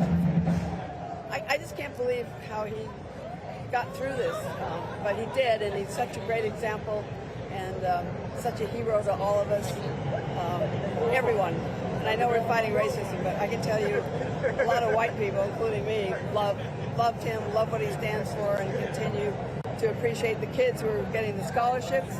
I think that's really important, and his legacy will truly live on with Rachel's idea of having the Jackie Robinson Museum. All right, there we go. Folks, if you read the book, A $40 Million Slave, of course, many people read that amazing book. Bill Rhoden, longtime columnist for the New York Times. Of course, he also is a Hall of Famer for the National Association of Black Journalists. Bill Rhoden, well known in the sports field. We got a chance to catch up with him today inside of this museum. He talked about this museum and how Jackie Robinson is so important to American history. Here's our conversation. Rhoden, just your initial thoughts on you being able to see this Jackie Robinson Museum. Man, it's just so wonderful, Roland, that it's here. You know, I remember I was here, maybe the last time I really had a long interview with Rachel Robinson was here in 2009. Obama had just been inaugurated. We were over the moon about that, and this was her dream. Her dream there, she thought it was going to be maybe 2010, but what I learned about Rachel Robinson, I really talk about Jackie's determination. Man, this woman is the determination and the patience of Job. I mean, once she sets her mind on something, this. I mean, she raised almost like $35 million to get this done. So I'm just so happy and proud. And you know yourself, Roland, by being in this business, self-definition is what it's all about. You cannot have anybody else defining your story. You know, I'm talking every black person should have a museum to tell your story. Well, that's why, I mean, you know, I always quote the nation's first black newspaper, Freedom's Journal, which said on March 16, 1827, "We wish to plead our own cause. Too long have others spoken for us." Exactly. That's all it's about, man. I mean, you know, you can talk all you want about Jackie Robinson and all that, but once you come in here, you see it, how Rachel wants to tell the story, you know, how he wants to tell the story. That's what's so beautiful about this. And I'm hoping, like a lot of young people will come here and not just get into the history, but how does this history relate to me? You know, I mean, this woman just turned 100 years old. Well, that's why I think it's awesome when they were walking me through. At the end here, they have 3 screens where you have to pick what your commitment is. And then you put in your name, your email, and your zip code in there. So the challenge is, okay, you went through all of this here. Now what are you going to do? Exactly. And that to me is the beauty of this for a young person. Because as you know, as you get older, you got to figure out, what do I stand for? What do I stand for? And when you look at this guy's life, what's his favorite saying? A life has no meaning except the impact it has on other people. And that's what this is all about, man. So I think what I'm happy about is that this is basically for young people. I mean, I know old heads are there, but this is basically for young people to wake up. But also, I think I do also believe there's value for old heads as well, because what this museum does is it also wakes you up. If you haven't done the history, if you don't understanding, all of a sudden they're going to be like, "Oh, I didn't know that. Right. I didn't know that. I didn't know that." Exactly. In other words, you're talking about not reinventing the wheel, you know, because for a lot of young people, probably me and you too, you think that what you did was like the first time it happened. And you look at this stuff and you say, oh man, like you said, I didn't realize this. I mean, and history is real. You know, history is now. So that's why I'm just so happy and proud that this thing is here. Now the challenge for all of us is to make sure that, you know, another 50 years it's going to be here and growing and, you know, and all that. Now, what I hope, because we saw this, a lot of professional teams, they would visit the National Museum of African American History in D.C. Yeah. I would hope, you know, all sports leagues, but definitely when baseball teams come to New York to play the Yankees and the Mets, that their teams, that they would make a concerted effort to come by this museum. It's conscious, you know, and the thing is, that might be a good Bill Rhoden column. Yet another one you give me, another idea. It's all about love. We stealing back and forth. Yes, that's a hell of an idea. Yes, sir. I said, you know, whose idea was that? Well, you know, too many people to know, but you know who you are. You know, but you know, the thing I was thinking about, it's not necessarily that point, but the beauty of history is that, you know, for example, when we were here in 2009, Rachel and we were just ecstatic about Barack becoming the first black president. We had no idea that Barack was going to lead to Donald Trump. You know, we had no idea that would happen. Then we didn't know that was going to lead to having the first black, vice president. So I guess my point is that history is an ebb and flow. You know, it's this, it's that, and all. It's about you never sitting down and resting on your laurels. I'm sure that when Jackie desegregated Major League Baseball, the hope is that there would be like hundreds of black folks coming into Major League Baseball. I'm sure if he was alive now, he'd say, damn, what, 3%? And we still only have like 2 black managers? You know, so it's kind of like the struggle really does continue. Well, as you were talking, I'm literally reading that quote, I'm proud to be black. I'm also embattled because I'm black. Yeah, absolutely. Well, remember his thing. I mean, one of the profound things about Jackie Robinson, how he self-corrected. Remember when he was a rookie, they had him testify against Paul Robeson. And he did. But at the end of his life, in his book, he wrote, he said, you know, he basically said, I made a mistake. I didn't realize then if they asked me to do it now, I wouldn't do it because I didn't realize the destructiveness of the white man. And if asked to do it now, I wouldn't do it because I know that Paul Robeson was just about his people. And that's the beauty about, you know, he endorsed Nixon over Kennedy because he thought Nixon was more, had black folks' interests at heart. And when he realized that wasn't true, he self-corrected. So that's the beautiful thing about Jackie Robinson. He also self-corrected. You know, love that about him. So, no, man, this is just, for all the reasons we've talked about, this is just, but the biggest thing is that the struggle about this museum is that the struggle continues. It's never over, man. This stuff will never be over. That's it. Well, always good to see you, fellow NABJ Hall of Famer, Bill Rhoden. Good to see you, baby. You're the best. All right. Appreciate it.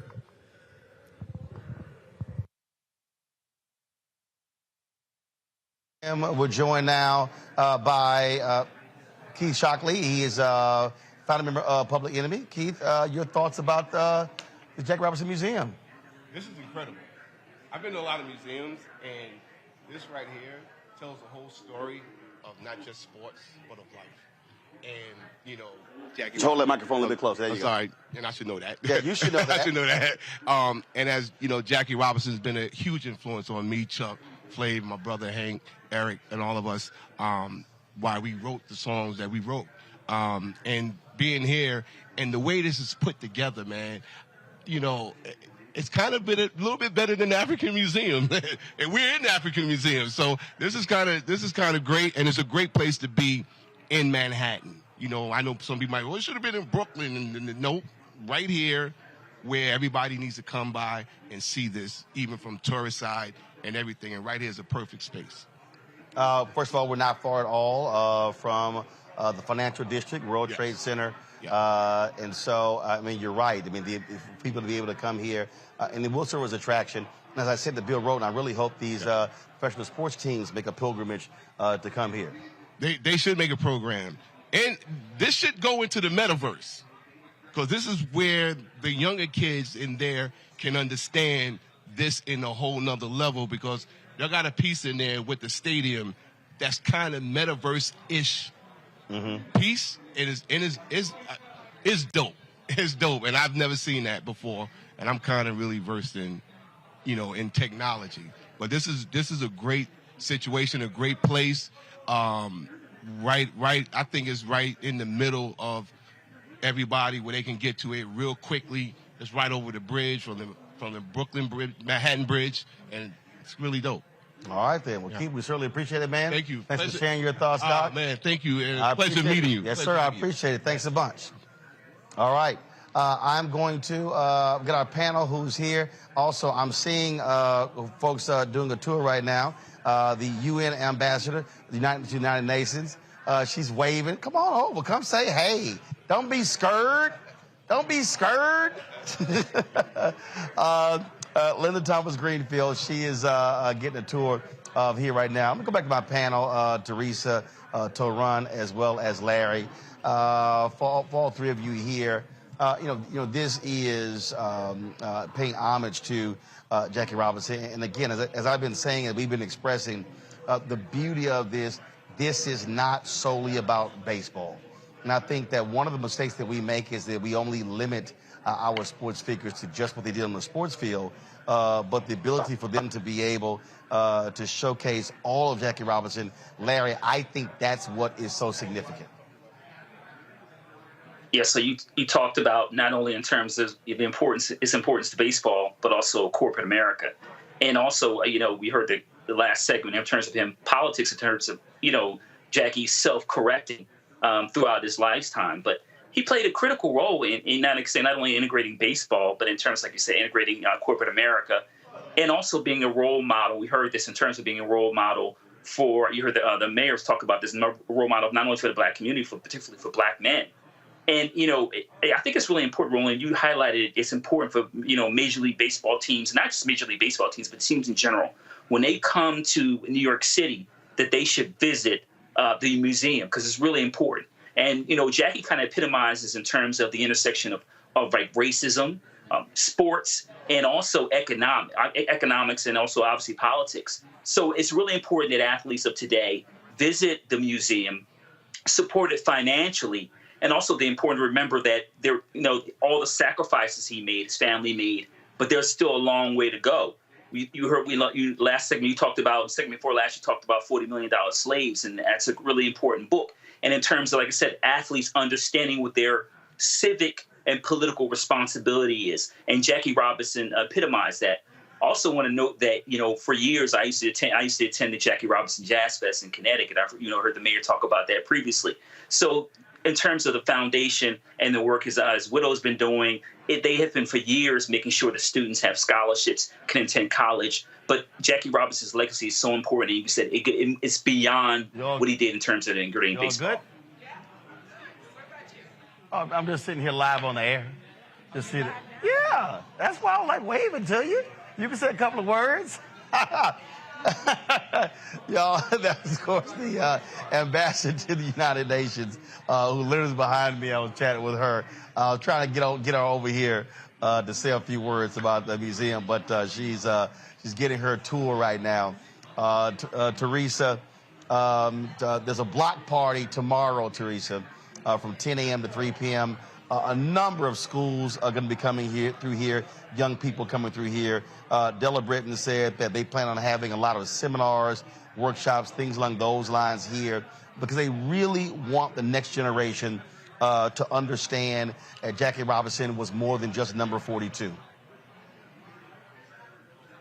And this is a great opportunity for our young people to have this historical experience. I mean, listen, what's being taught, in public schools is that Jackie Robinson is a baseball player. So this is what happens in public schools. Well, no, what happened? He did play basketball at UCLA, played football, ran track, but professionally, baseball player. Professionally, yes. So yeah, with the upgraded textbooks, yes, they did tell us that he was most notably a baseball player. But yes, Jackie Robinson, is a pillar in this community. He was part of the civil rights movement. And I think when students are, coming in to really get an exciting experience about Jackie Robinson, his accomplishments, and how even being on the team and what he had to go through in order to even be on the team, and to have what Jackie Robinson was as a businessman and as a leader. I think those are the type of pillars that young people need to see, especially in today's age. We need to see people that look like us. They need to know why we're proud, why we're African American, and why we play the sport, or why we decide to be a part of any type of movement, right? So I think it is about more than the athlete. And I think this museum will give, again, young people and older adults an opportunity to share in the experiences and hopefully take it back to our communities. Toron, Jackie Robinson understood black economics. He was a chair of the board of a black bank in Harlem. He understood what that meant. He understood being in corporate America, being the first corporate vice president, the role that played. And so, again, one of those athletes who said this can't just be about sports, that black advancement is also about black economics. That's absolutely correct. And I think it's really good that the museum is focusing on Jackie Robinson, the man, aside from Jackie Robinson, the image and the civil rights icon and the athlete. Because if you, I think the general public has an idea of what Jackie Robinson is, and it's so iconic. And I think that happens with a lot of our heroes because we see the images of them, but we don't look at them as total human beings. And this is a man, as we said on your former segment, a man who was a business person, a man who was conflicted in a lot of ways, a man who was also militant before he even stepped on a baseball diamond. This is a man who pushed back against the military in 1944 because he refused to move to the back of a military bus while he was serving his country. He went to court-martial and was acquitted.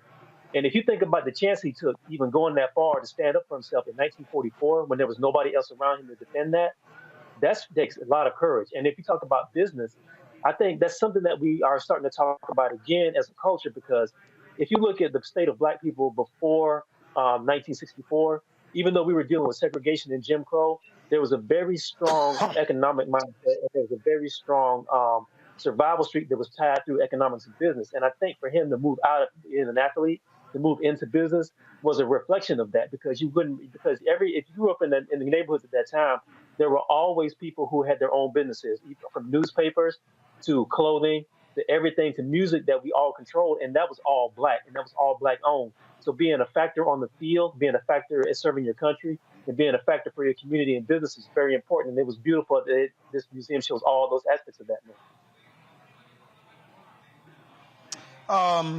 We talk about this idea of telling our own story. That, to me, is also what is critical here. Excuse me. Some 450 artifacts. Again, as I said, just to our left, his military uniform, the different documents, his actual first contract, the Presidential Medal of Freedom, all these things are in here. And yes, you have the Smithsonian Museum, the National Museum of African American History. That's in Washington, D.C. And one of the things, Larry, that and I'm actually working on a concept for a show on the Black Star Network, so hopefully we can get a travel sponsor for this. But we travel all around the country. And Jackie Robinson dealt with racism there in Sanford, Florida, right outside of Orlando, where Trayvon Martin was killed. And there's a museum there dedicated to those, to a black couple that were freedom fighters there whose house was firebombed and both were killed as a result. If you go to Augusta, Georgia, there's a Harriet Tubman museum there. Obviously, the Negro Leagues Museum in Kansas City. We can go. You have the new Black History Museum that's going to be opening in January in Charleston, South Carolina. We could go all around this country. You've got your Black Museum in Detroit. You've got your African museum that is there in Dallas. So we could go on and on and on. And so it's important that our history is indeed American history, and it needs to be far and wide, and we should be very supportive of that. The Underground Railroad Museum is located there in Cincinnati, and so we think about Civil Rights Museum. It's there in Birmingham, and then you talk about Montgomery, the Lynching Museum that just opened up, and the Equal Justice Institute. There's a Rosa Parks museum that's there in Troy, Alabama. We can just go on and on and on. All of those are vital for us to understand and to know our history. And so I always make a point, Larry, of when I'm going places and there are statues to African Americans, there are busts to African Americans, there are museums of visiting those places so other folks know what exists out here that's our people, our culture. Yeah, the points you highlighted, Roland, are important. I'm from Philadelphia, and I remember, frequently going to the museum in Philadelphia. And so it's really important the point you made about telling our story. First of all, our story is uniquely American with all the challenges. But all the museums you highlighted are also, part of, like I said, the Black experience of struggle in the United States, and obviously overcoming them in many of those struggles. But we do need to tell you our own story. That's why your show is so important, having Black folks like us on the show to talk about these issues, Jackie Robinson's museum, et cetera. But, if we don't tell our story the way it should be told, then what we see throughout U.S. history is that people twist it and shape it the way they want to. When we talk about historical figures like Jackie Robinson or Dr. King, people only want to highlight, they only want to utilize certain quotes that fit their agenda. But they don't want to talk about when Jackie Robinson, for instance, talked about, as a Black man in terms of how he feels about the Pledge of Allegiance, or in Dr. King throughout the Civil Rights Movement when he offers a critique of white supremacy. So it's really important, once again, when you talk about traveling to these different cities and, collecting this archival data and interviewing these various individuals like you did in today's various segments, is that we tell our own story and tell it truthfully, even though many times it can be painful. But like I said, it is our experience as uniquely American as people of African descent here in the United States. And Teresa, and I use this quote over and over and over again. Freedom's Journal, March 16th, 1827, here in New York, the first Black newspaper. We wish to plead our own cause. Too long have others spoken for us. This is a museum that Rachel Robinson created as a monument to her husband, Jackie Robinson. This is their story, and it's told through the eyes of African Americans. They don't shy away from it.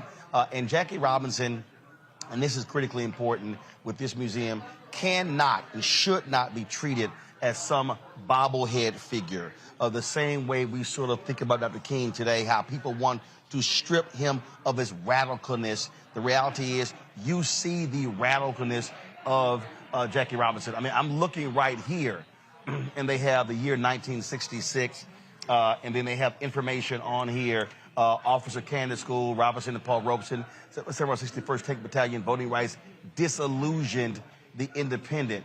And so so they're not shying away from where Jackie Robinson became disillusioned. I'm literally reading it where it said about the late 1960s, Robinson expressed disillusionment over the civil rights movement's slow results.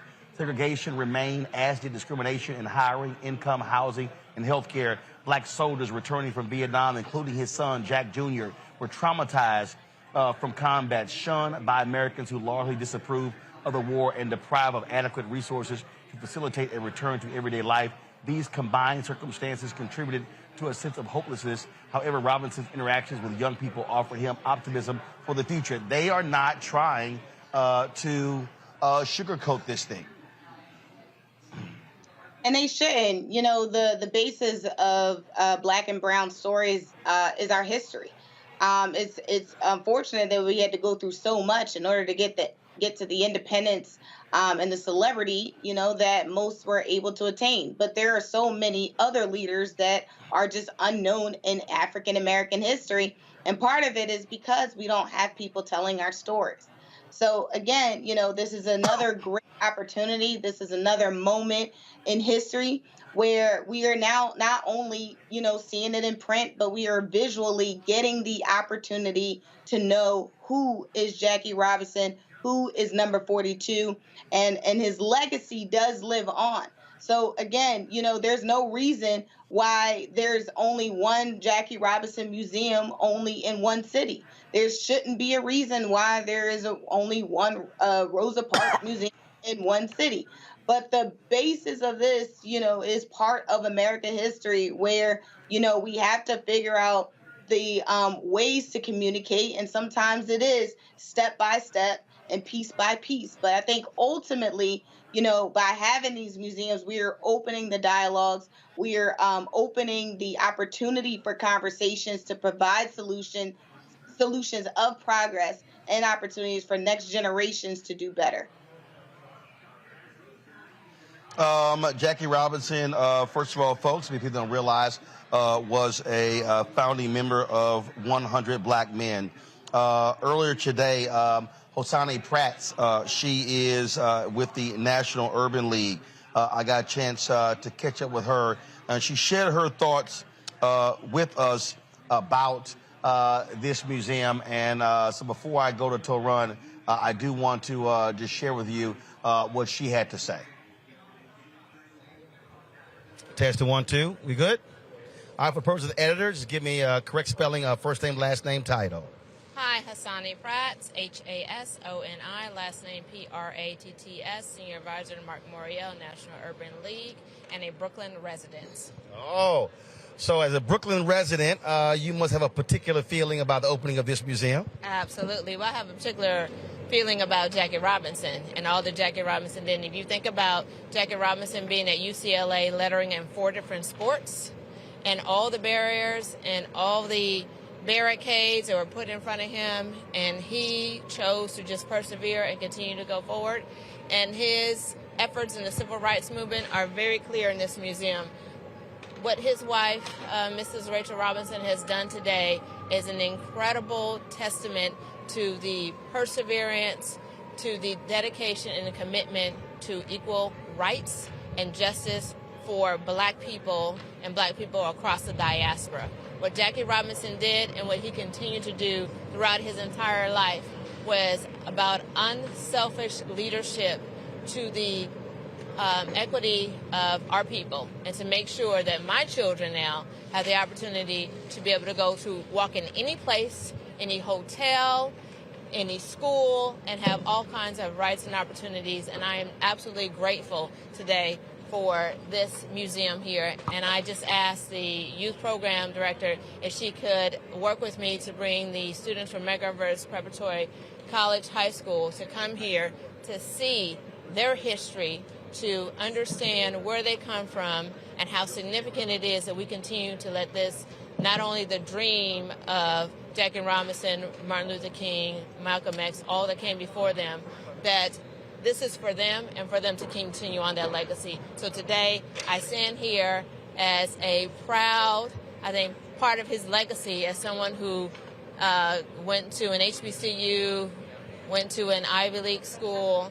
Because of Jackie Robinson, that's the reason why I am who I am today, because of all that he did for our people. All right, then. Well, we certainly appreciate it. Knock it out in one fell swoop. I don't have anything else to say. You got to just come to this museum. That's what I would say to you. You must come to this museum. This is worth every single bit of your time. When you come to New York City, come to this corner here on Alpha Canal and walk into this place so you can be inspired. Cool. All right. I appreciate it. Thank you. Good to see you. Likewise. Thanks a bunch. All right. Make sure. All right, folks. Okay, folks. Torun. That perspective there. Again, and I really hope people appreciate with See, I'm sort of thinking about King. You know, so many people focus on his 63 speech, so they act like nothing happened between 63 and 68 when he was assassinated. And, you know, Jackie Robinson retires, and it really is one hell of a story when you think about when he left Major League Baseball. And people forget he was traded from the Dodgers to the Giants, but he did not want to play with them. He leaked to the media the trade and never played for them. And he really was hell-bent on making sure to drive equality and freedom for black people after his playing days were over. And I hope that is a lesson to athletes today. When you look at what Stephen Curry, LeBron James, look at a lot of these guys are doing within business, they are preparing themselves for the day when they're no longer playing sports. And Jackie Robinson was a forerunner to that. Yeah. I went to school with a lot of guys who were very athletic. You know, they played football, they played basketball. They had some sort of skill set in that way. And some of them went to college, and a couple of them went to the pros. Unfortunately, with a lot of our folks, man, who do that, they put so much effort into their physical skill that when they leave that sport or when they're forced to leave that sport, they have nothing else. And I think that kind of ties into what you're talking about with people like Jackie Robinson and either people who we hold up as iconic figures like King or Malcolm X. We get this idea of them in our heads, and it's sort of like this black and white static idea of who these people are, and it doesn't do anything for who they are as human beings, and you don't get a full spectrum of who they are after they leave what we know them to be. You know, you say Jackie did a lot of things behind the scenes in business. He did a lot of things while he was a player to try to move equality and move the needle for other black people. And I think that's something that has to be addressed as well. We got to get out of this idea that the people who we know that are household names, who are iconic figures, are sort of like these static statues that don't move. These are human beings. They were flesh and blood people. They dealt with a lot of things that people like us not even have to deal with. And they dealt with those things, so hopefully we wouldn't have to deal with that, even though we are still dealing with a lot of those issues that we dealt with at that time. But I think it's important to say that these are people who were multidimensional people. They did a lot of things outside of what we know them for to make things a little bit better for us today. And I hope the museum is moving into those areas, and I hope we think about other people who we hold up as iconic figures in that way as well. Indeed, indeed. All right, folks, we got to go to a break. We come back, our marketplace segment. We'll talk with a business owner in Houston about what they're doing, provide goods from Africa to their customers. You're watching Roland Martin Unfiltered, broadcasting live from the Jackie Robinson Museum here on the Black Star Network. Back in a moment.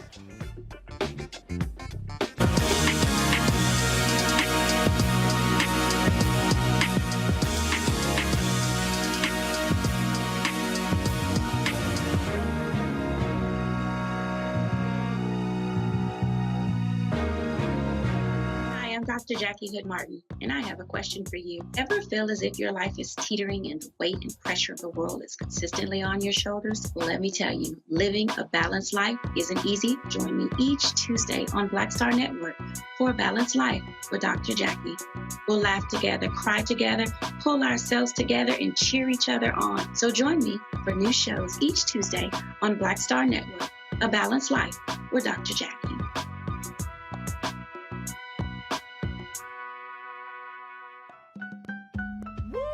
We're all impacted by the culture, whether we know it or not. From politics to music and entertainment, it's a huge part of our lives, and we're going to talk about it every day right here on The Culture with me, Faraji Muhammad, only on the Black Star Network. I'm Chrisette Michelle. Hi, I'm Chaley Rose, and you're watching Roland Martin Unfiltered.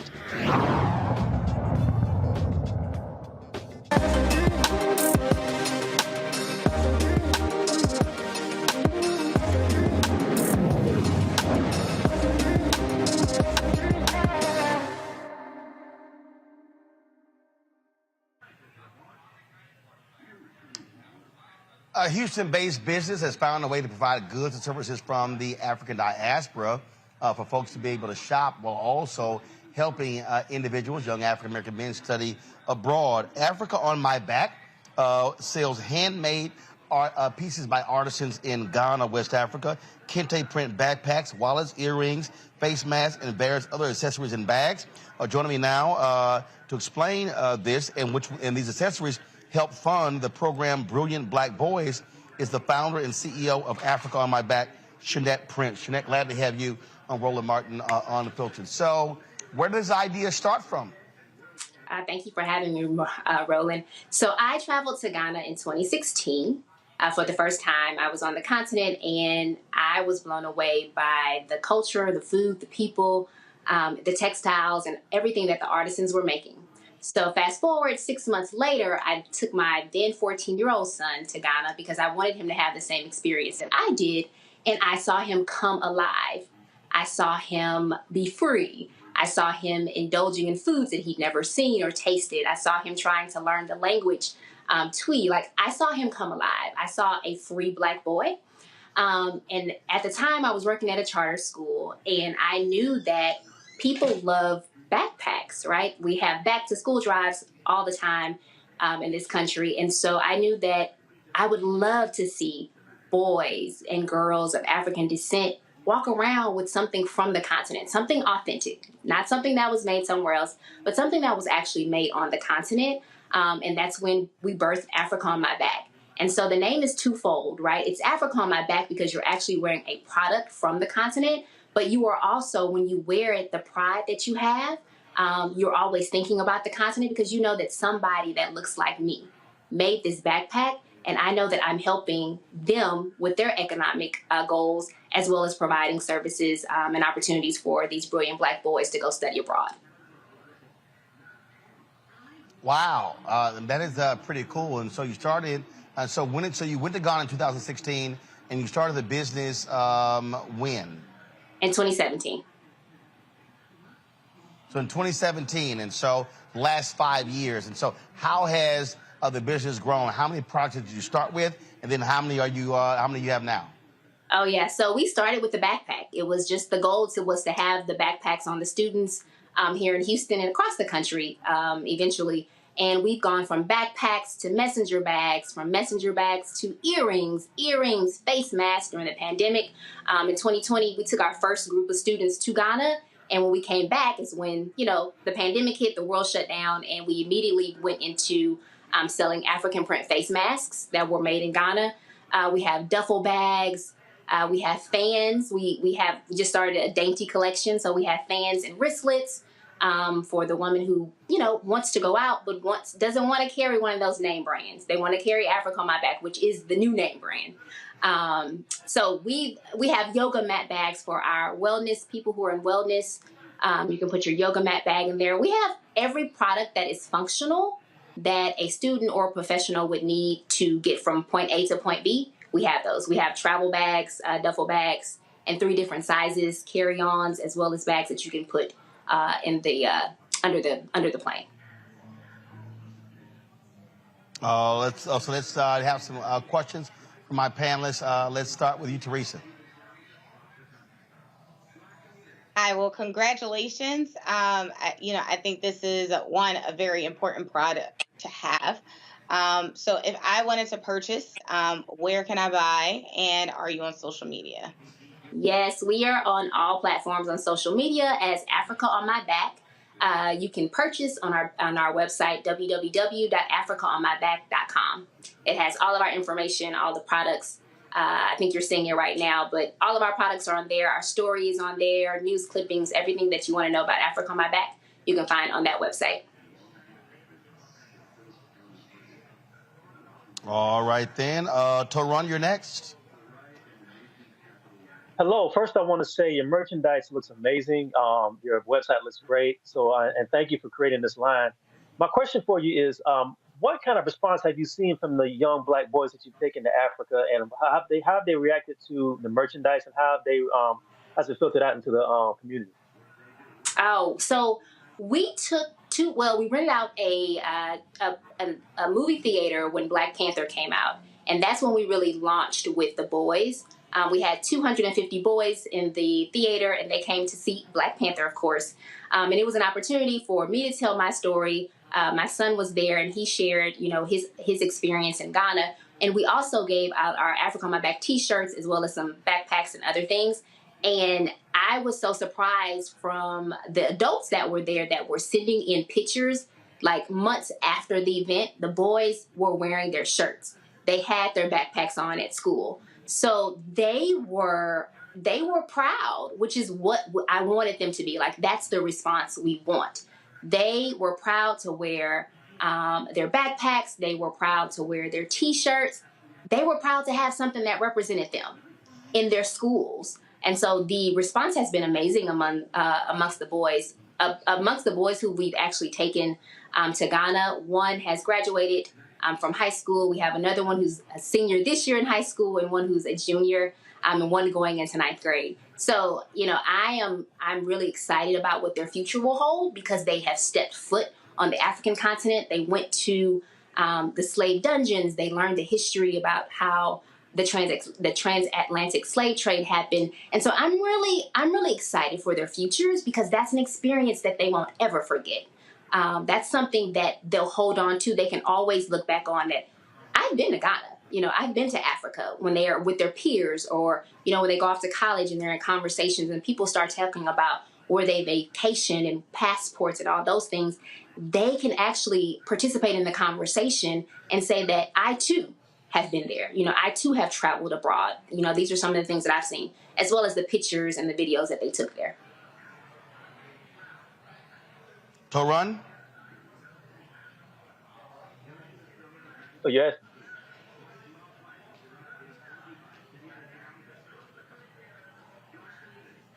I'm sorry, Larry. Larry?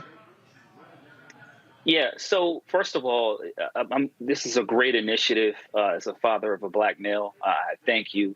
It's really important to make sure we expose young brothers to, like I said, visiting the continent is really important in terms of their self-esteem and seeing beyond some of the stereotypes you see in society. One of the questions I want to ask you is, you know, the last couple of years, well, since the murder of George Floyd, a lot of corporations have been trying to work with black, run organizations, entities.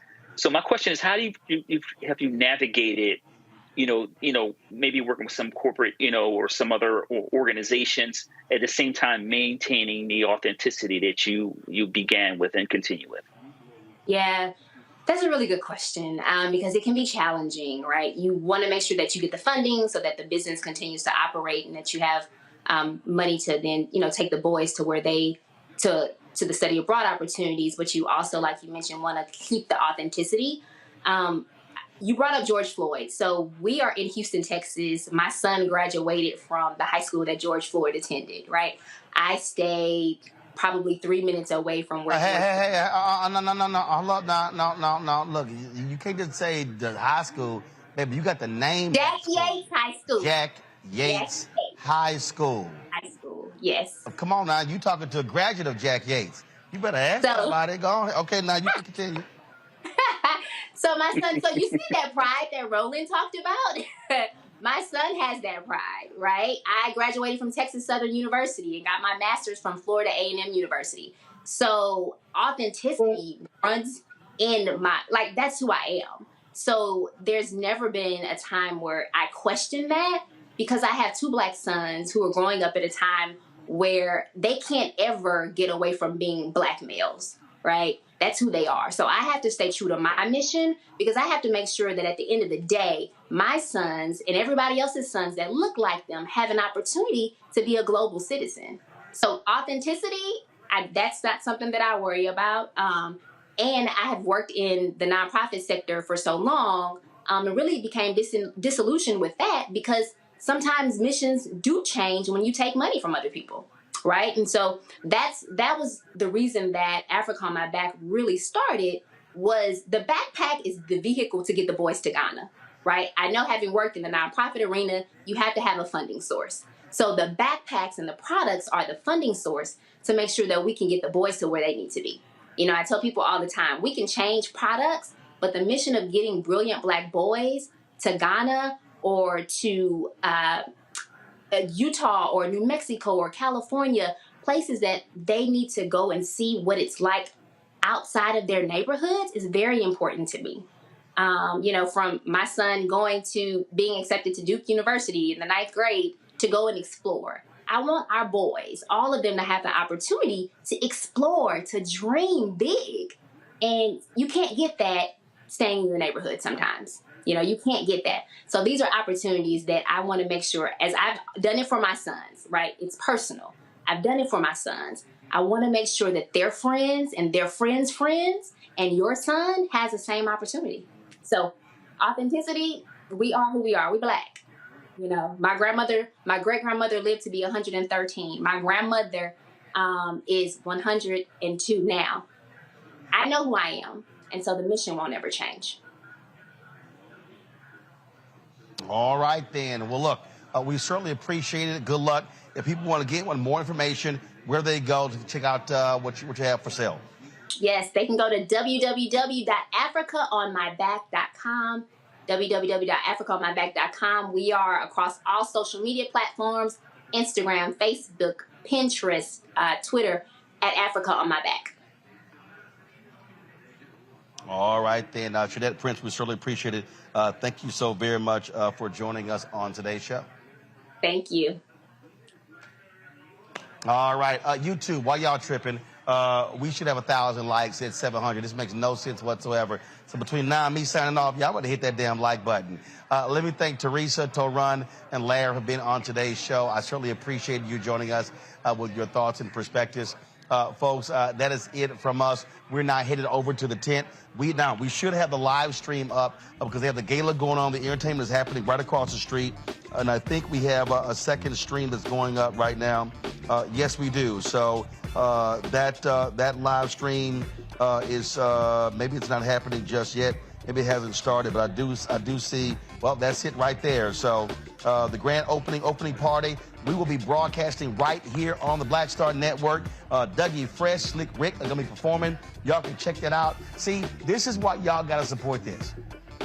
Y'all, we are the first. We are the first media outlet that they have allowed to broadcast inside of here. Earlier today, after they had the opening, no cameras were allowed in. No media cameras were allowed into the museum. They wanted people to be able to experience it. But then they allowed us in to do the interviews with Bill Rhoden and others. And so we certainly appreciate that. And so they gave us permission to be the first media outlet to literally broadcast our show from inside of the museum. And so we certainly thank them for that. And so we are covering this. The grand opening party is tonight. The block party is happening tomorrow here and from 10 a.m. to 3 p.m. Then tomorrow evening, they have a documentary that's going to be called After Jackie. We'll be there. There's going to be a celebrity talk part of that. We're going to be streaming that as well. And so, folks, we have wall-to-wall coverage of the opening of the Jackie Robinson Museum. It was Rachel Robinson's vision to get this built. She turned 100 years old last week. She lived to see this take place. It was great seeing her a little bit earlier. I'm just going to go ahead and pull that video up again, y'all. We had the video. We showed you off the top when Rachel Robinson cut the, when she cut the, so y'all showing it? Nope. Yeah, that's when she cut the ribbon there to kick this thing off. And so that is the video of her. It was just so great to see her.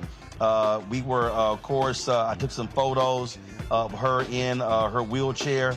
And look, she rolled up. She was ready to roll. And when they call her name to step on up, she did that. And then she was all smiles when her son David wheeled her up to cut that ribbon. And so everyone stood up there, and you saw again Della's there on the front row, Spike Lee, Billie Jean King, Sheila Johnson, co-founder of BET, and the CEO of Salamander. That's her other daughter, Sharon, there in the wheelchair right there as well. The whole family, her grandchildren were there. They were all there to witness this history being made here in New York City, and we thank them for allowing us. We were here for the groundbreaking 5 years ago, and we are so happy to be here for this occasion right here. And so don't go back to the video. We're going to close it with that. Folks, that is it. Again, we'll see y'all from across the street. So we'll close it out. Rachel Robinson cutting that ribbon. We'll see y'all from across the street for the grand opening party of the Jackie Robinson Museum here in New York City. I'm Roland Martin on Roland Martin Unfiltered on the Black Star Network. Folks, we will see you tomorrow. Holla!